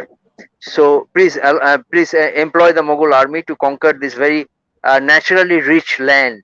এই বলে আমরা বুঝতে পারি যে food হ্যাবিটের ক্ষেত্রে ফলের খুব গুরুত্বপূর্ণ একটা ভূমিকা মোগলদের কিন্তু ছিল। ফুড হ্যাবিট, মানে এটা তাদের একটা ফাইটিং পাওয়ার, এটা তাদের সাস্টেইন করতো, তাদের এলিজিবিলিটি এজাইলিটি অনেক বৃদ্ধি পেত। সুতরাং ফ্রুটটা একটা মানে এই ছিল, তাদের খাবারে বিভিন্ন টেম্পারেচারে তাদের অ্যাডজাস্ট করতে সাহায্য করতো। কারণ জেনেটিক্যালি তারা যখন প্রথম এসেছিল, বাবরের কিন্তু কষ্ট হয়েছিল এখানকার ওয়েদারে, তখন এই ফ্রুট গুলো, লোকাল ফ্রুট গুলো তাদের সেইভাবে অ্যাডজাস্ট করতে, অ্যাকোমোডেট করতে সাহায্য করেছিল। সুতরাং খাবারের মধ্যে এই ফ্রুট সম্বন্ধে বলা যায়। আর এরকম তারা তো অনেক কিছু স্বীকার করতো, যে পেন্টিং গুলো দেখে আমরা কনক্লুশনে আসতে পারি যে এই তাদের যে হান্টিং অ্যাক্টিভিটিস ছিল, মহিলাদেরও ছিল, নূরজাহান হান্টিং অ্যাটায়ার পরে রয়েছে। সুতরাং এই শিকারের খাবারগুলো তারা ভাগ বসাতো, এই ধরনের খাবার হ্যাবিট তাদের কিন্তু ডেভেলপ করেছিল আর কি। তবে আকবরের কথা জানা যায়, আকবর অনেকটা ইন্ডিজেনাইজ করেছিল ফুড হ্যাবিটটাকে। সেরকম একটা ইমেজ পাওয়া যায়। এটা নিয়ে কিছুটা কাজ আছে। সমীর ঋষা সেন্ট জেভিয়ার্সে পড়ান উনি, ডক্টর সমীর ঋষা ঘটনাচক্রে ফেমাস আর্টিস্ট, এশিয়াটিক সোসাইটির প্রেসিডেন্ট ছিলেন, ঈশা মোহাম্মদের, ডক্টর ঈশা মোহাম্মদের পুত্র। তো ওর কাছে এই ইনফরমেশন গুলো পাওয়া যাবে যে আকবর কিভাবে ইন্ডিজেনাস হ্যাবিট গুলো, ইটিং হ্যাবিট ডেভেলপ করেছিলেন। আর কোথায় পাওয়া যাবে আমি ঠিক বলতে পারবো না এই মুহূর্তে, but very interesting question. Sir, আচ্ছা, আমি জয়িতার একটু আরেকটা প্রশ্ন আমি একটু আছে, আর বলতে চাই। জাস্ট আচ্ছা আচ্ছা okay. আমি আপনার আলোচনা শুনে অত্যন্ত সমৃদ্ধ হলাম। আমরা সবাই সূক্ষ্মাতি সূক্ষ্ম বিষয়ের উপর আপনি আলোকপাত করলেন। খুবই সুন্দর আলোচনা। আমার একটা বিষয় জানতে খুব ইচ্ছে করছে, সেটা হচ্ছে একজন যদিও প্রশ্নটা করেছে ফিমেল এডুকেশনের ওপর, মুঘল যুগের নারী শিক্ষা উপর যদি একটু আলোকপাত করেন। মানে মেনলি আমরা দেখছি উচ্চবংশীয়রাই আসছেন, কিন্তু গ্রামীণ বা সাধারণ নারীরা কিছু কি সেখানে প্রতিফলিত হয়েছিল? এটা খুব জানতে ইচ্ছে করছে স্যার। হ্যাঁ, এটা খুব ইন্টারেস্টিং কোয়েশ্চেন। আকবরের সময় আশরাফ বা হাইবর্ন মুসলিমদের সংখ্যা ছিল মাত্র 3%। আকবরের এম্পায়ারে 3%, 3%। তো এখানে অভিজাত পরিবারগুলোর মধ্যে শিক্ষার ব্যবস্থা ছিল, আমরা সেটা জানি। জাহানারা, গুলবদন বেগম, অন্যান্য মহিলারা, জেবুন্নেসা বা অন্যান্য মহিলারা সবাই কম বেশি শিক্ষিত ছিলেন। তারা এবং সুফি সেন্টদের কথা পাওয়া যায়, তারা অনেক সময় কবিতা টবিতা লিখতেন, ভালো লিখতেন। কিন্তু সাধারণ মানুষের মধ্যে সেই সময় ভারতবর্ষে এমনিতেই শিক্ষার হারটা খুব কম ছিল। তখনকার দিনে ইউরোপেও যদি বলেন, ইউরোপে শিক্ষিত হতো খালি ওই ক্লার্জিম্যানরা, যারা ল্যাটিন জানতো, বাইবেল পড়তে পারতো, তারাই একমাত্র শিক্ষিত হতো। এমনকি সম্রাট শার্লমানও নিরক্ষর ছিলেন। হ্যাঁ, সুতরাং এইভাবে সাধারণ মানুষের মধ্যে শিক্ষার হারটা বেশি ছিল না। তবে শিক্ষার অনেক রকম দিক আছে, যেটা আমি বললাম, যে দক্ষিণ এশিয়ার ইতিহাস রচনার ক্ষেত্রে নিরক্ষর লোকদের একটা বিরাট অবদান আছে। তারা অক্ষর জ্ঞান ছিল না, তার মানে তাদের আমি অশিক্ষিত বলতে পারি না। কারণ নলেজটা ওরালি ট্রান্সমিটেড হতো, সেই নলেজটা। সেখানে মহিলারা গুরুত্বপূর্ণ ভূমিকা নিতেন। হ্যাঁ, সেই শিক্ষাটা একটু অন্যরকম। আমরা আজকের দিনে শিক্ষা বলতে যেটা বোঝাই, অক্ষর জ্ঞান বা সই করতে পারা, সেই অর্থে নয়, কিন্তু অন্যরকম ভাবে শিক্ষাটা হতো। কিরকম? যেমন ধরুন, অকুপেশনাল একটা অ্যাক্টিভিটিস এর মধ্য দিয়ে শিক্ষা সাধারণ মহিলাদের মধ্যেও ছিল, হিন্দু মুসলিম মহিলাদের মধ্যে। যেমন চরখা নামা, চরখা কাটতে কাটতে গান গাওয়া। হ্যাঁ, এটা আমি ইলাবোরেটলি যাচ্ছি না, এটাকে সুফিরা খুব সুন্দর ব্যাখ্যা করতে পারে। চরখার সেন্ট্রাল পজিশনটাকে মিমের মতো দেখতে, মিম মানে মোহাম্মদ, আর হ্যান্ডেলটাকে দেখতে আলিফের মতো, আলিফ ফর আল্লাহ। হ্যাঁ, সুতরাং এইভাবে অনেক রকমের শিক্ষা ওই গানের মধ্য দিয়ে, কারণ গান তো মনে রাখতে সুবিধা হয়, it aids the memorization process, poetry aids the memorization process. So in orally transmitted knowledge, this sort of transmission of knowledge is very important. Symbolic transmission of knowledge is very important, orally transmitted knowledge. এটা চক্কি নামা, ওই যে grinding of food grains, চক্কিটাকে দেখতে আলিফের মতো, আলিফ মানে আল্লাহ। ওটা ওই যেমন আমি ওই লেটারটাকে দেখাচ্ছিলাম একটু আগে, আলিফ হচ্ছে cannot be joined with any other letters because it's a monotheistic religion. The alif stands alone, gigantic and dominant. সুতরাং এইভাবে সিম্বলের মধ্য দিয়ে শিক্ষা, অনেক সময় অনেক রকম কবিতার মধ্য দিয়ে, একলাখ যেটাকে বলেছি, নৈতিকতার শিক্ষা, এগুলো মহিলাদের মধ্য দিয়ে দেওয়া হতো, গানের মধ্য দিয়ে, কবিতার মধ্য দিয়ে। তারপরে তারা যে বাচ্চাদের সামনে রেখেই এইভাবে চরকা ব্যবহার করতেন বা ফুড গ্রেইনটাকে, খাদ্যশস্য পেষণ করতেন। সুতরাং বাচ্চারা যারা আশেপাশে থাকতো, তারা এইভাবে ওরালি ট্রান্সমিটেড নলেজ পেত। তাদের অক্ষর জ্ঞান হতো এমন নয়।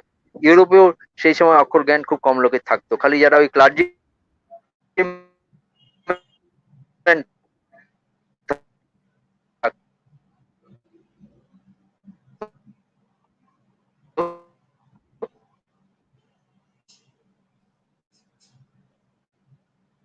তারা লেখা তারা তারা পড়েছে। কিন্তু সাধারণ মানুষের মধ্যে শিক্ষা, নৈতিকতা, যে কথাগুলো বললাম, ওই যে অ্যাক্লাক লিটারেচারের কথা, নৈতিকতার কথা, সেটা কাওয়ালি গান, তখন কাওয়ালি বলা হতো না, সেটাকে বলা হতো সামা, মিউজিক্যাল কনসার্ট, সুফি মিউজিক, সামা, মাহফিল মাহফিল হ্যায় সামা, মাহফিলে সামা, এইভাবে ফিল্মের গান আছে। আগেকার দিনে ফিল্মের গানগুলো এবার সুফি টার্মিনোলজি ব্যবহার করে হতো। সুতরাং এইভাবে সামার মধ্য দিয়ে, সামার আসরে সাধারণ মানুষ যেত, বেশিরভাগেরই অক্ষর জ্ঞান থাকতো না।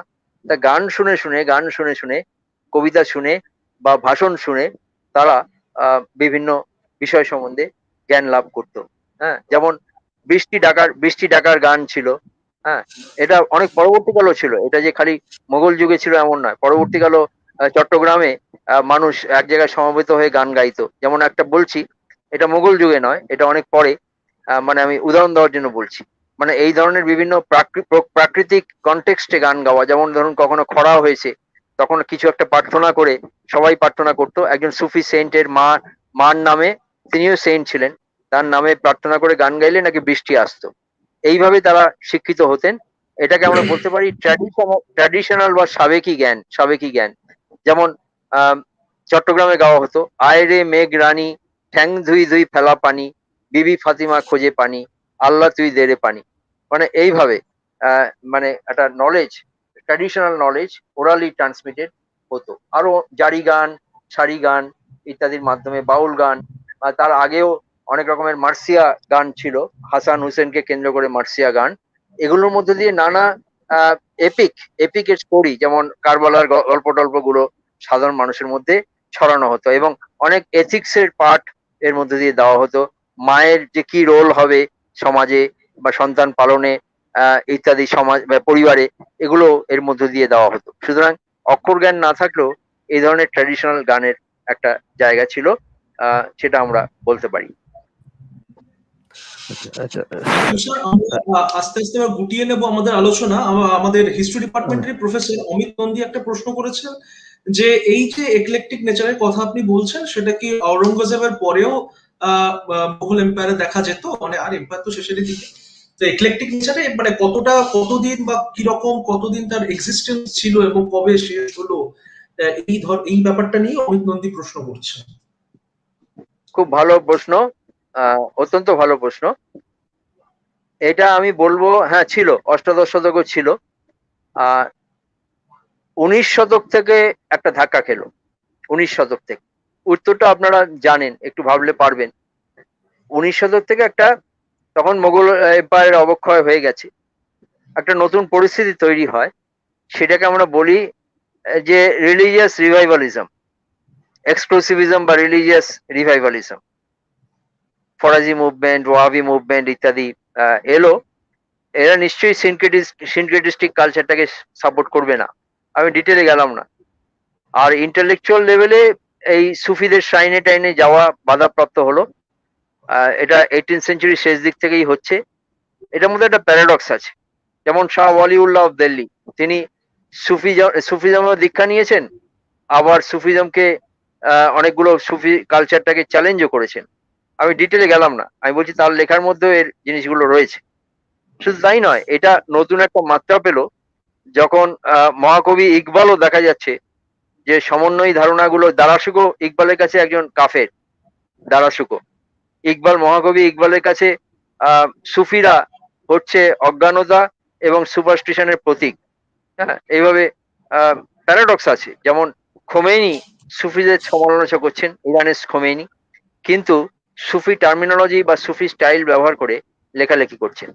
হ্যাঁ, এই প্যারাডক্সটা আছে। অর্থাৎ সুফি স্টাইল যেহেতু জনপ্রিয় স্টাইল, সেটাকে ব্যবহার করে ইকবাল বা খোমেনিরা লিখবেন, কিন্তু সুফিজমকে আবার সমালোচনা করবেন, কারণ সুফিজম হচ্ছে মানে মুক্ত বুদ্ধির প্রতীক ইত্যাদি ভেবে তারা তাদের ভয় পাচ্ছে যে তাদের ভিউটাকে চ্যালেঞ্জ করতে পারে, এরকম ভাবে খোমেনি একটা ভয় পাচ্ছে। সুতরাং আমি বলবো 19 শতক থেকে রিলিজিয়াস রিভাইভালিজম যখন এলো তখন এই সমন্বয় ধারাটা আঘাত পেল। এক্সক্লুসিভিজম অনেক জায়গায় এসছে, হিন্দুদের মধ্যে এসছে, মুসলমানদের মধ্যে এসছে, তার মধ্যে ইন্ধন জুগিয়েছে ঔপনিবেশিক ডিভাইড অ্যান্ড রুল পলিসি, আরো অনেক ফ্যাক্টর কাজ করেছে। এই একলেকটিক ধারাটা তারপরে আর টিকে থাকেনি, কিন্তু এই ধারাটা আওরঙ্গজেবের পরেও টিকে ছিল। আমি একটা উদাহরণ দিয়েই আপনার প্রশ্নের উত্তর দেওয়াটা শেষ করব, খুব গুরুত্বপূর্ণ প্রশ্ন। যেমন আমি সময়াভাবে এগুলো বলতে পারিনি, শিখদের গুরু গ্রন্থ সাহেবে ফরিদুদ্দিন গঞ্জ-শাক্কারের কবিতা আছে। ফরিদুদ্দিন গঞ্জ-শাক্কার একজন চিশতি সুফি, মোগলরা তাকে শ্রদ্ধা করত। পাকপাট্টানে তার সমাধি রয়েছে, সেটা এখন পশ্চিম পাকিস্তানে, পশ্চিম পাঞ্জাবে পড়ে বা পাকিস্তানে পড়ে। সেটা এখনো শিখরা যখন গুরুদুয়ারায় যায় পাকিস্তানে, বছরে একবার যেতে পারে, তখন তারা কিন্তু শেখ ফরিদুদ্দিনের এই মাজারটা যেতে ভোলেন না, শ্রদ্ধা জানান, কারণ গুরু গ্রন্থ সাহেবে তার কবিতা আছে। আবার হরমন্দির সাহেব, আওরঙ্গজেব মারা যাওয়ার পরও হরমন্দির সাহেবের যখন হলো, ভিত্তিপ্রস্তর স্থাপন হলো, পবিত্র জায়গা শিখদের, সেটার ভিত্তিপ্রস্তর কে স্থাপন করেছিলেন? মিয়ান মীর হচ্ছে দারাশিকোর গুরু। সুতরাং এইভাবে সমন্বয় ধারাটা আওরঙ্গজেবের পরেও ছিল, অনেকদিন টিকে ছিল। হ্যাঁ, এমনকি বান্দা বাহাদুরের যে দল, যিনি মোগলদের বিরুদ্ধে লড়াই করছেন, বান্দা বাহাদুরের দলে একজন সুফি পীরও যোগ দিয়েছিলেন। এটা থেকে প্রমাণিত হয় যে এই সমন্বয় ধারাটা অত্যন্ত গুরুত্বপূর্ণ ছিল। আর গুরু গোবিন্দ সিং আওরঙ্গজেবকে যেটা লিখছেন জাফরনামা, সেটা আওরঙ্গজেবের হাতে গিয়ে আর পৌঁছায়নি, কিন্তু সেখানে এত কালচার গুরু গোবিন্দ সিং, যিনি 6টা ভাষা জানেন, আগে বলেছি, তিনি আওরঙ্গজেবকে অত্যন্ত প্রশংসা করে তিনি লিখছেন, এবং তার এই জাফরনামায় আমরা কিন্তু সমন্বয়ের বাণী পাই, একটা বিভিন্ন ধর্মের মধ্যে ঐক্যের জিনিস, একটা স্পিরিট তার মধ্যে কিন্তু পাই। হ্যাঁ, সুতরাং শিখদের মধ্যেও এই জিনিসটা, সমন্বয়ের দিকটা আছে। এই যে লাঙ্গর বলে, এটা সুফিদের সঙ্গে অনেক মিল আছে লাঙ্গরটার মধ্যে। আরো অনেকগুলো ব্যাপারে, গান ফানের ব্যাপারে, গানের মাধ্যমে প্রচার, এসব ব্যাপারে সুফিদের সঙ্গে অনেক জায়গায় মিল আছে। আমি ডিটেলে গেলাম না। শিখরা নির্গুণ ভক্তির কথা বলে, তার সঙ্গে সুফি ফিলসফির অনেকগুলো জায়গায় মিল আছে। সুতরাং আওরঙ্গজেবের মৃত্যুর পরেও দীর্ঘদিন এই ধারাটা টিকে ছিল। অষ্টাদশ শতকে আমি যেটা বললাম, পলিটিক্যাল ডিক্লাইন হচ্ছে, কিন্তু কালচারাল ডিক্লাইন হচ্ছে না। দিল্লি এবং অন্যান্য শহরকে কেন্দ্র করে কিন্তু লখনৌ, মুর্শিদাবাদ, হায়দ্রাবাদ, অন্যান্য শহরকে কেন্দ্র করে এই সমন্বয় ধারাটা রয়েছে। আরো একটা জায়গায় রয়েছে, সেটা হচ্ছে কসবা মানে স্মল টাউন। আমরা কলকাতায় কসবার মিনিবাস কে দিয়ে লেখে, কে দিয়ে হবে না, কিউ দিয়ে হবে। কসবা মানে স্মল টাউনেও দেখা যাচ্ছে এই একলেকটিক ট্র্যাডিশন গুলো রয়ে গেছে। অর্থাৎ মোগল এম্পায়ারের ধ্বংস হয়ে গেছে, আওরঙ্গজেব তো নেই, মোগল এম্পায়ারও নেই, কিন্তু পলিটিক্যালি নেই আর কি। কিন্তু কাসবা কালচারে এই হিন্দু, মুসলিম, শিখ, এদের যে একটা ইন্টারফেথ ডায়ালগ, অর্থাৎ একজন শিখ, সে খালি নিজের ভাষা জানে এমন নয়, সে ভালো উর্দুও জানে। এই ট্র্যাডিশন গুলো কসবাকে কেন্দ্র করে টিকে থাকছে। এটা খুব ইন্টারেস্টিং একটা স্টোরি। এগুলো নিয়ে কিছু কাজকর্ম হয়েছে, আমি ডিটেলে যাচ্ছি না, কিন্তু এই কসবা কালচারও এরকম একলেকটিক এবং কসমোপলিটান। সুতরাং এটাকে আমি বলবো ভেস্টিজ অফ মোগল ট্র্যাডিশন। তাই জন্য আমি বলছি যে Mughal empire was a culture state, এবং একটা সময়ের নিরিখে একে বাধা যাবে না। এটা যখন পলিটিক্যালি অবলুপ্ত হয়ে গেছে, তখনও এর কালচার কাউকে না কাউকে, কোনো এন্টিটিকে প্রভাবিত করে গেছে। আমি জাস্ট একটা স্যার, ছোট্ট ইংরেজি ডিপার্টমেন্টের জয়িতা ঘোষ, ও একটা ছোট্ট রেফারেন্স চেয়েছে, কোথায় পড়তে চায়। ও একটু আপনাকে জিজ্ঞেস করছে যে জাহাঙ্গীরের ওপরে কোনো লুসিড বায়োগ্রাফি আছে কিনা, এবং যদি থাকে, যদি আপনি একটু বলতে পারেন, ও খুব সমৃদ্ধ হয় আর কি। জাহাঙ্গীরের কোনো লুসিড বায়োগ্রাফি আছে কিনা? হ্যাঁ, জাহাঙ্গীরের আমি বলবো, হ্যাঁ, দুটো উদাহরণ দেবো, একটা বাংলা, একটা ইংরেজি। জাহাঙ্গীরের একটা আত্মজীবনী আছে, সেটা সব থেকে ভালো হবে জাহাঙ্গীরের মনন বা সাইকিটা বোঝার জন্য। তুজুকি জাহাঙ্গীরি, এটা ইংরেজি অনুবাদ হয়েছে, বাংলায় হয়েছে কিনা আমি জানি না, ইংরেজিতে আছে। এটা একটা দেখা যেতে পারে, এটা অরিজিনাল সোর্স, কিন্তু খুব ভালো। আরেকটা আপনি বললেন, আমার মনে পড়লো, শ্যামল গঙ্গোপাধ্যায়ের একটা উপন্যাস আছে, উপন্যাসটার নাম দারাশুকো, কিন্তু সেখানে জাহাঙ্গীরের কথা বারে বারে এসেছে। জাহাঙ্গীরের সাইকোলজি খুব ভালো বোঝা যাবে। যেমন বিদ্রোহকে জাহাঙ্গীর কিভাবে দেখছেন, খাবারের কথা জয়িতা বললেন, খাবারকে জাহাঙ্গীর কিভাবে দেখছেন, অর্থাৎ ওয়াইনকে, আমি এটা বলতে পারিনি, আমাকে আজকে আর সময় নেই, আমারও এনার্জি নেই, অন্য কোনো সময় হয়তো এটা বলবো যে ওয়াইন তো একটা খাদ্যবস্তু, ওয়াইনকে মোগলরা কিভাবে দেখেছে, বাবর কিভাবে দেখেছে, বা সুফিরা কিভাবে দেখেছে, ওমর খৈয়াম কিভাবে দেখেছে, মোগলরা সেটাকে কতটা নিয়েছে, এটা নিয়ে ভালো আলোচনা হতে পারে। ময়দা, ময়দার নান আর ওয়াইন, এটা নিয়ে জাহাঙ্গীরের মত, জাহাঙ্গীরের নানা দিক সম্বন্ধে কিন্তু আলোচনা, শ্যামল গঙ্গোপাধ্যায়ের বিভিন্ন ভলিউম আছে, শাহজাদা দারাশুকো, ওটা দেখলে খুব ভালো লাগবে, গল্পের মতো পড়াও হবে, আর এই জাহাঙ্গীর তারপরে দারাশুকো এদের সম্বন্ধে অনেক কিছু জানা যাবে। সুতরাং এই তুজুকি জাহাঙ্গীরই আমি সাজেস্ট করছি, আর বাংলায় ওই শাহজাদা দারাশুকো। স্যার, ধন্যবাদ। স্যার আমার একটা ছোট্ট প্রশ্ন ছিল, নেতাজি নগর কলেজের শিক্ষক, সেটা হলো যে এই মোগল সাম্রাজ্যের ঔদার্যের কথা বলছেন, তার মধ্যে যারা বিত্তবান ছিলেন আর কি, আমরা যতটুকু দেখেছি আর কি, বেশি বললে ভুল হবে, কারণ আমার ইতিহাসের জ্ঞান হচ্ছে ক্লাস 9 অবধি, তারপরে তো ওই সময় তো ভাগ হয়ে যেত। ক্লাস 9 মোগল সাম্রাজ্যের পতনের কারণ কি, এগুলো খুব কমন প্রশ্ন ছিল আর কি। তো যাই হোক, এখন যেটা মহিলাদের বোরখা পরাটা বিত্তবান পরিবারের মধ্যেই সীমাবদ্ধ ছিল বলে যদি আমরা ধরে নিই, তাহলে এটা কি জাতীয় ঔদার্যের দৃষ্টিভঙ্গির পরিচয় দেয়?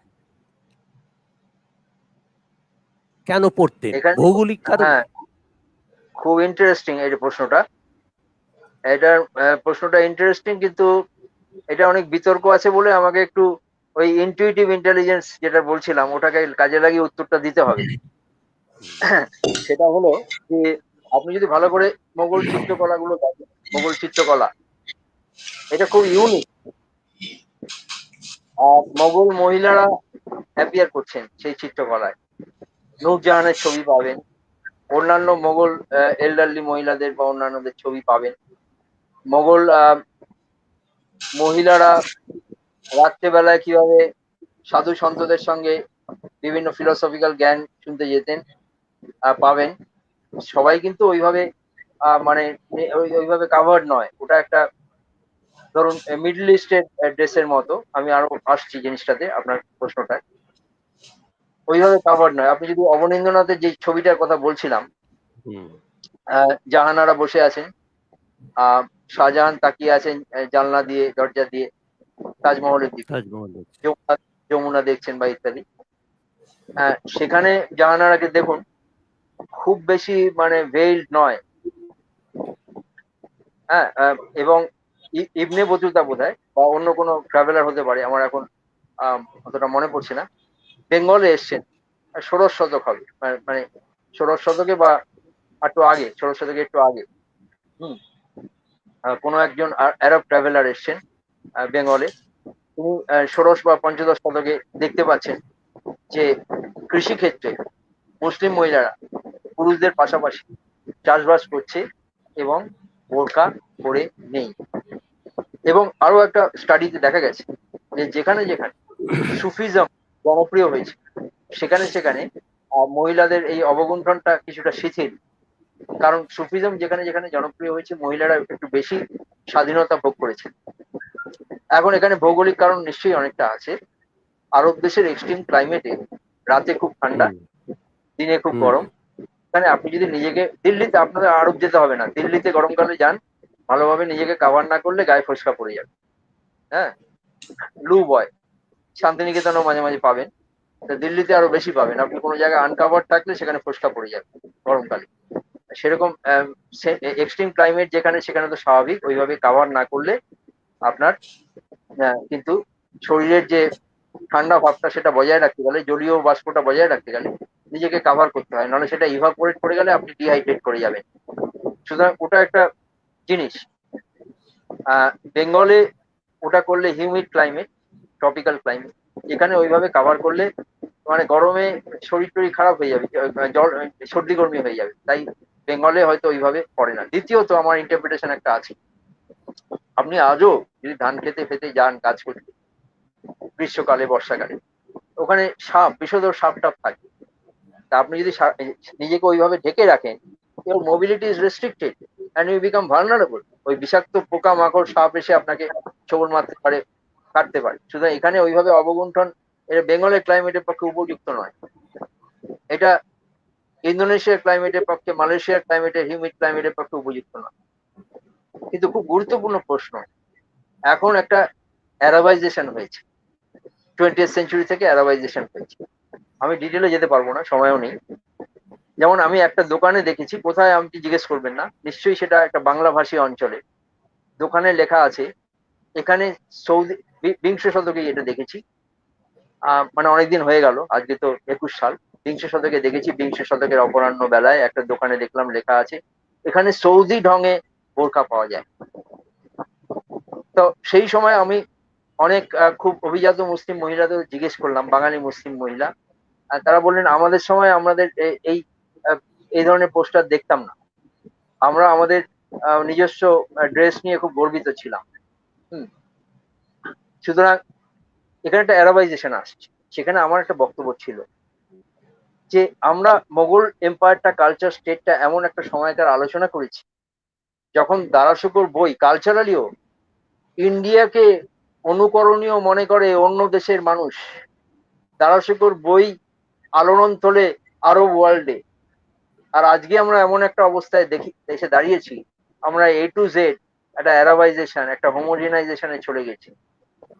আমার নিজস্বতা বা ইন্ডিজেনাস ট্র্যাডিশনটাকে পুরোপুরি বর্জন করার দিকে চলে গেছি। হ্যাঁ, এরকম একটা জায়গায় অর্থাৎ কেন আমরা বলতে পারি না যে ভারতবর্ষ পৃথিবীকে শেখাতে পারে, ভারতবর্ষের ঢঙে, মোগল ঢঙে আমি পোশাক পরতে চাই, এই কথা আমরা বলতে পারি না? মোগল ঢঙে তো রবীন্দ্রনাথ নিজেকে আবৃত করেছিলেন, মোগল ঢঙে তো রামমোহন রয় নিজেকে আবৃত করেছেন, মোগল ঢঙে তো বিবেকানন্দ নিজেকে আবৃত করেছেন। আমরা কি দেশজ সংস্কৃতি থেকে, কালচার স্টেট থেকে শিক্ষা নিতে পারি না? আমি অন্য কোনো সংস্কৃতির প্রতি বৈরী ভাবাপন্ন নয়, আমার সেই ঔদার্য বোধ আছে, কিন্তু আমি তো একই সঙ্গে একজন উপমহাদেশীয় মানুষ, একজন ভারতীয় মানুষ। আমার কাছে নিয়ারেস্ট এম্পায়ার হচ্ছে মোগল এম্পায়ার। আমার তো অটোমান এম্পায়ার নিয়ারেস্ট এম্পায়ার নয়, সাফাভিদ এম্পায়ার নিয়ারেস্ট এম্পায়ার নয়, মোগল এম্পায়ারই নিয়ারেস্ট এম্পায়ার হবে। তাহলে আমি মোগল এম্পায়ার থেকে কি কিছুই শিক্ষা নিতে পারি না? আমাকে কেন সবসময় লিখতে হবে এখানে সৌদি ঢঙে বোরকা পাওয়া যায়? একটা পরিবারের কথা জানি, আপনি জানেন আমি মিক্সড পরিবার থেকে আসছি, আমার পরিবারে হিন্দু মুসলমান আছে। হ্যাঁ, কেন আছে বুঝতেই পারছেন, বৈবাহিক সূত্রে রয়েছে। আমি কিছুদিন আগে একটা ফেসবুকে পোস্ট দিয়েছিলাম যে 1955 এর স্পেশাল ম্যারেজ অ্যাক্টে আমার বাবা মার বিয়ে হয়।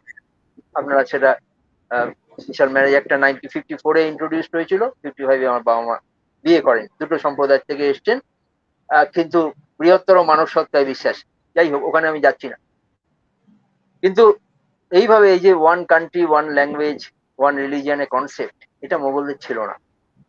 যেমন আমি একটা পরিবারের কথা জানি যেখানে শাশুড়ি মা আমাকে নালিশ করছেন যে আমার বৌমা যেভাবে ড্রেস পরে, আমি কারো ড্রেস সম্বন্ধে কিছু বলতে চাই না, এগুলো বিতর্কিত, এইভাবে কোনোদিন বাঙালি মহিলারা ড্রেস পরতো না। এটা তারই মত, আমার মত। শাশুড়ি মা আমাকে বললেন যে বাঙালি মহিলারা কোনোদিন এই ড্রেস পরতো না, কিন্তু আমি দেখতে পাচ্ছি আজকে এই ড্রেস কোথা থেকে বাঙালি মহিলারা, আমার থেকে হাঁটুর বয়সী মহিলারা এই ড্রেসটা পরছে। হ্যাঁ, এটা তার মতামত, আমার মতামত। হ্যাঁ, তখন এই জিনিসটা এসছে। আরেকজন আমাকে একটা ছবি দেখালেন, 1969 বা 70 সালের ছবি, ঢাকার রাজপথে লক্ষ লক্ষ মহিলা কোন একটা আন্দোলন করছেন, একজনের মাথায়ও হিজাব নেই, একজনের মাথায়ও হিজাব নেই। আমি কারো ড্রেস সম্বন্ধে বলতে চাই, কিন্তু এটা সোশিওলজিক্যাল স্টাডি, যারা ড্রেস নিয়ে স্টাডি করেন তারা বলতে পারবে। আজকে কি আপনি ভাবতে পারেন কোনো একটা পাবলিক স্পেসে কোথাও, সে বাংলাদেশ হোক, ইন্ডিয়া হোক, পাকিস্তান হোক, 100% মহিলা মাথায় কাভার নেই এইভাবে? এটা ভালো মন্দের দিকে আমি যাচ্ছি না, আমি খালি বলতে চাইছি যে there is an evolution in our attire. একটা সোশ্যাল সায়েন্টিস্ট হিসেবে এটাকে ইনভেস্টিগেট করা যেতে পারে, এটা ইন্টারেস্টিং একটা সোশিওলজিক্যাল স্টাডি হতে পারে। আমি তো আর খাদ্যবস্তু নিয়ে আলোচনা করি না, গবেষণা করি না।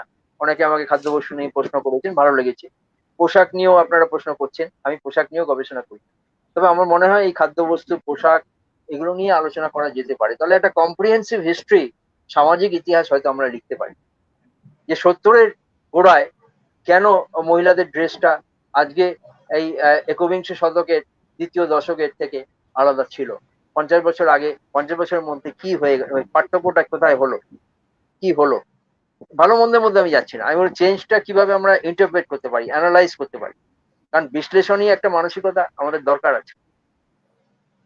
কারো পোশাক নিয়ে মন্তব্য করাটা সমীচীন নয়, পরিশীলিত নয়, আমি সেটা করছি না। আমি খালি বলছি এটা সোশিওলজিক্যাল স্টাডিজে ডেফিনেটলি একটা চেঞ্জ হয়েছে, ড্রেসের দিক দিয়ে চেঞ্জ হয়েছে। এই পোস্টারটা আপনি হয়তো 70-এর দশকে দেখতেন না, যে এখানে সৌদি ঢঙে বোরকা পাওয়া যায়।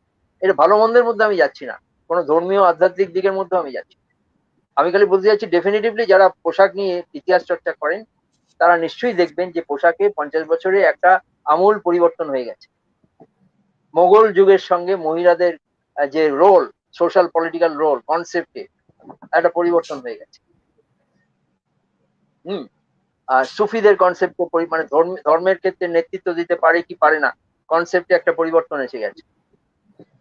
কেন এসেছে, কিভাবে এসেছে, তার একটা সামাজিক ইতিবৃত্ত, সাংস্কৃতিক ইতিবৃত্ত, যেহেতু আজকে আমরা একটা সাংস্কৃতিক স্টেট সম্বন্ধে আলোচনা করছি, সে আলোচনাটা হতে পারে। তাহলে এই শাশুড়ি এবং বৌমার যে দ্বন্দ্ব, সেটা হয়তো বোঝা যাবে। এই দ্বন্দ্বটা আমি প্রত্যক্ষ করেছি। একজন শাশুড়ি বৌমার সম্বন্ধে অভিযোগ করছেন। বৌমাকেও আমি একটা সময় দেখেছি তার ড্রেস, কিন্তু গত 20 বছরে তার ড্রেসের আমূল একটা পরিবর্তন এসেছে। কেন এসেছে আমি ব্যাখ্যা করতে পারিনি। এটা তো অনেক ইয়াং হিস্টোরিয়ান আছেন, তারা দেখবেন, সবই তো আর আমাদের জেনারেশন করে যাবে না, এটা সম্ভব নয় একটা লাইফ টাইমে। আবার অন্যান্য বিষয় রয়েছে চর্চা করার। পোশাকের ইতিহাস ইম্পর্টেন্ট। পোশাকের ইতিহাস ছাড়া, খাদ্যাভ্যাসের ইতিহাস ছাড়া সামাজিক সাংস্কৃতিক ইতিহাস আলোচনা করা যায় না। আমি আপনার প্রশ্নের উত্তর এই বলে শেষ করব, long live eclectic, cosmopolitan, liberal, inclusive Mughal empire. Thank you sir. Hopefully আমাদের আর বোধহয় কোনো প্রশ্ন নেই। সো আমরা এই ডিসকাশন এবং আমাদের টক, থ্যাংক ইউ স্যার, আপনার এই প্রফাউন্ড এবং এক্সপেন্সিভ লেকচার এবং the way you replied, we have been made richer by your knowledge, and we will be wrapping up the program with a vote of thanks by Professor Bishwajit Bhadra. উনি আপনাকে vote of থ্যাঙ্কসটা দেবেন। Sir আপনি যদি একটুখানি আপনার vote of থ্যাঙ্কসটা deliver করেন। নমস্কার। উপস্থিত আমাদের এই ওয়েবিনারে অধ্যাপক doctor Amit Dey, Ashutosh Professor of Medieval and Modern Indian History, University of Calcutta. সর্বপ্রথমে তাকে আমরা ধন্যবাদ জানাই নেতাজি নগর কলেজের ডিপার্টমেন্ট অফ হিস্ট্রি এবং IQAC তরফ থেকে। বিষয়টা নির্বাচনের ক্ষেত্রে ডিপার্টমেন্ট খুব মানে নির্বাচনের ব্যাপারে তারা তাদের মনীষিয়ানা দেখিয়েছে, কারণ ওই তো স্যারকে যখন আমি প্রশ্ন করলাম, আমার ক্লাস 9 অব্দি ইতিহাস পড়ার জ্ঞান, এবং সেখান থেকে এই আজকে 64 বছর বয়সে এসে আমি যখন দেখছি যে আবার নতুন করে যাতে মুঘল সম্পর্কে আমরা পড়তে পারি, সেই ইন্টারেস্টটা উনি আমাদের জাগিয়েছেন। কারণ আমার স্কুল জীবনের কথা মনে পড়ে, মানে ইতিহাস মানেই হচ্ছে একটা ভয়ের ব্যাপার, এবং আকবরের ছবি, বাবরের ছবি। এবং স্যারকে এই রেসপেক্টে একটা কথা বলি, একটা প্রশ্ন আমাদের আসতো যে মোগল সাম্রাজ্যের প্রকৃত প্রতিষ্ঠাতাকে, আমি অনেক ভেবে চিন্তে ভাবলাম যে পরীক্ষায় বাবর লিখি, পরে মাস্টারমশাই বললেন, ওরে তুই তো 16 নম্বরই 0 পেয়েছিস, ওটা তো আকবর হবে। যাই হোক, এই জ্ঞানের থেকেই আমি আর মোগল সাম্রাজ্যের জ্ঞান সম্পর্কে ধারণা আর কি, তা সেটা বর্তমানে দাঁড়িয়ে আর কি যে দারুণভাবে সমৃদ্ধ হলাম, এ তো অপেক্ষাই রাখে না। এবং যারা আজকে আমাদের এই ওয়েবিনারে যারা উপস্থিত ছিলেন, আমাদের কলেজের যারা শিক্ষক শিক্ষিকা এবং ছাত্রছাত্রী, এছাড়াও অন্যান্য কলেজের শিক্ষক শিক্ষিকা ছাত্রছাত্রী যারা আছেন, তাদেরকে আমি ধন্যবাদ জানাচ্ছি। আমাদের কলেজের যিনি প্রিন্সিপাল ডক্টর অমৃতা দত্ত, এবং এখন এই আলোচনা চক্র চলাকালীন যা বুঝলাম যে অমৃতা দত্তর সঙ্গে আপনার ব্যক্তিগত স্তরে আলাপচারিতা আছে, এবং সত্যি উনি এই ভূমিকাটা না নিলে আজকের এই অসাধারণ ওয়েবিনারটা আমরা অবশ্যই পেতাম না। এবং এই আলোচনা চক্র থেকে অনেক যেটা আমরা অন্তত আমি আমার যেদিক দিয়ে সমৃদ্ধ হয়েছি আর কি, সেটা বলতে কোনো অসুবিধেই নেই, যে মানে গান পাউডার এম্পায়ার থেকে মানে কোলাবোরেটিভ কালচার স্টেটে যে উত্তীরণ ঘটেছিল আর কি, সেটা মধ্যে কার কার রোল ছিল, কে কিভাবে দেখেছেন ক্লাসিক্যাল ইসলামিক ট্র্যাডিশন থেকে। তারপরে আমরা সুলতানেট অ্যান্ড মুঘলদের কথা জানলাম, যেটা লং স্ট্যান্ডিং একটা এম্পায়ার ছিল এবং মূলতই সেটা ছিল হেটেরোজেনিয়াস একটা ব্যাপার। আমরা আপনার কাছ থেকে অনেকগুলো শব্দ শুনলাম ফার্সি বা যাই হোক, সেই শব্দগুলোর অরিজিনটা আমার জানা নেই, আপনি দিতে পারেন। ইমান শুনলাম, ইতিদাল শুনলাম, আদল শুনলাম, আকাল শুনলাম, সির শুনলাম, ইস্তেহার শুনলাম। এগুলো দিয়ে যা বুঝলাম যে মোগল সাম্রাজ্য আসলে সত্যিকারেরই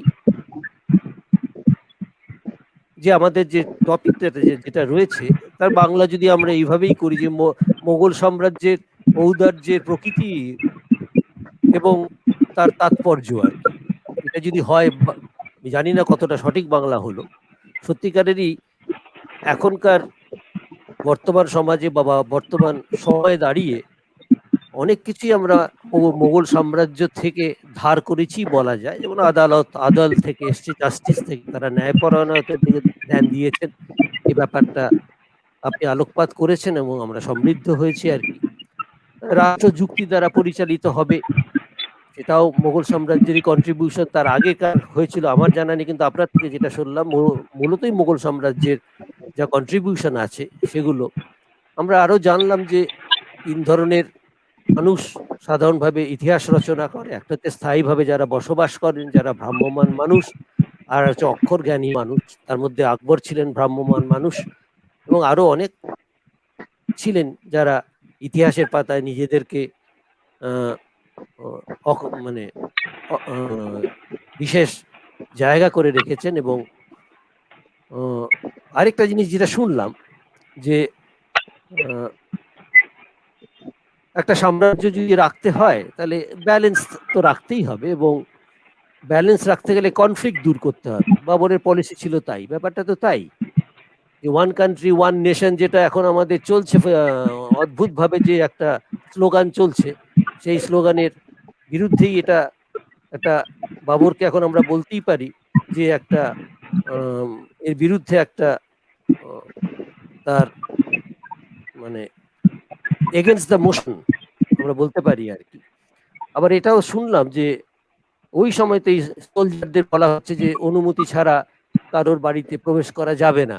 এখন তো উল্টোটা দেখি আর কি, অনুমতির দরকার পড়ে না।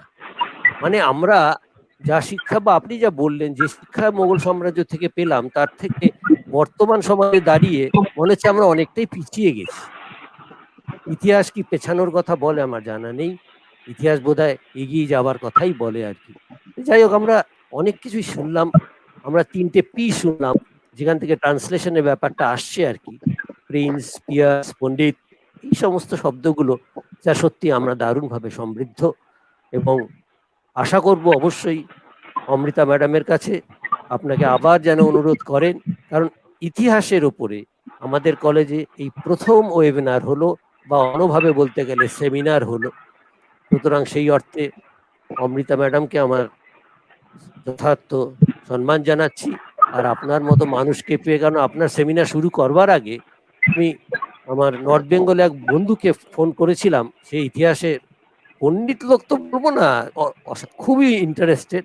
সে বলল, আরে উনি তো অমুকদের ছেলে, মানে আপনার বাবার নাম বললেন আর কি, তিনিও ঐতিহাসিক বিখ্যাত। বলছে বিশ্ববিদ্যা, আমার তো ক্লাস আছে, নইলে আমাকে একটু লিঙ্কটা দেবেন। তাই বললাম যে ইউটিউব হচ্ছে, পাঠিয়ে দেবে, এবং খুবই উৎসাহিত আর কি। যাই হোক স্যার, আপনার সুস্থ থাকবেন আমাদেরকে আরো সমৃদ্ধ করবার জন্য। নেতাজি নগর কলেজ আপনার কাছে কৃতজ্ঞ থাকলো।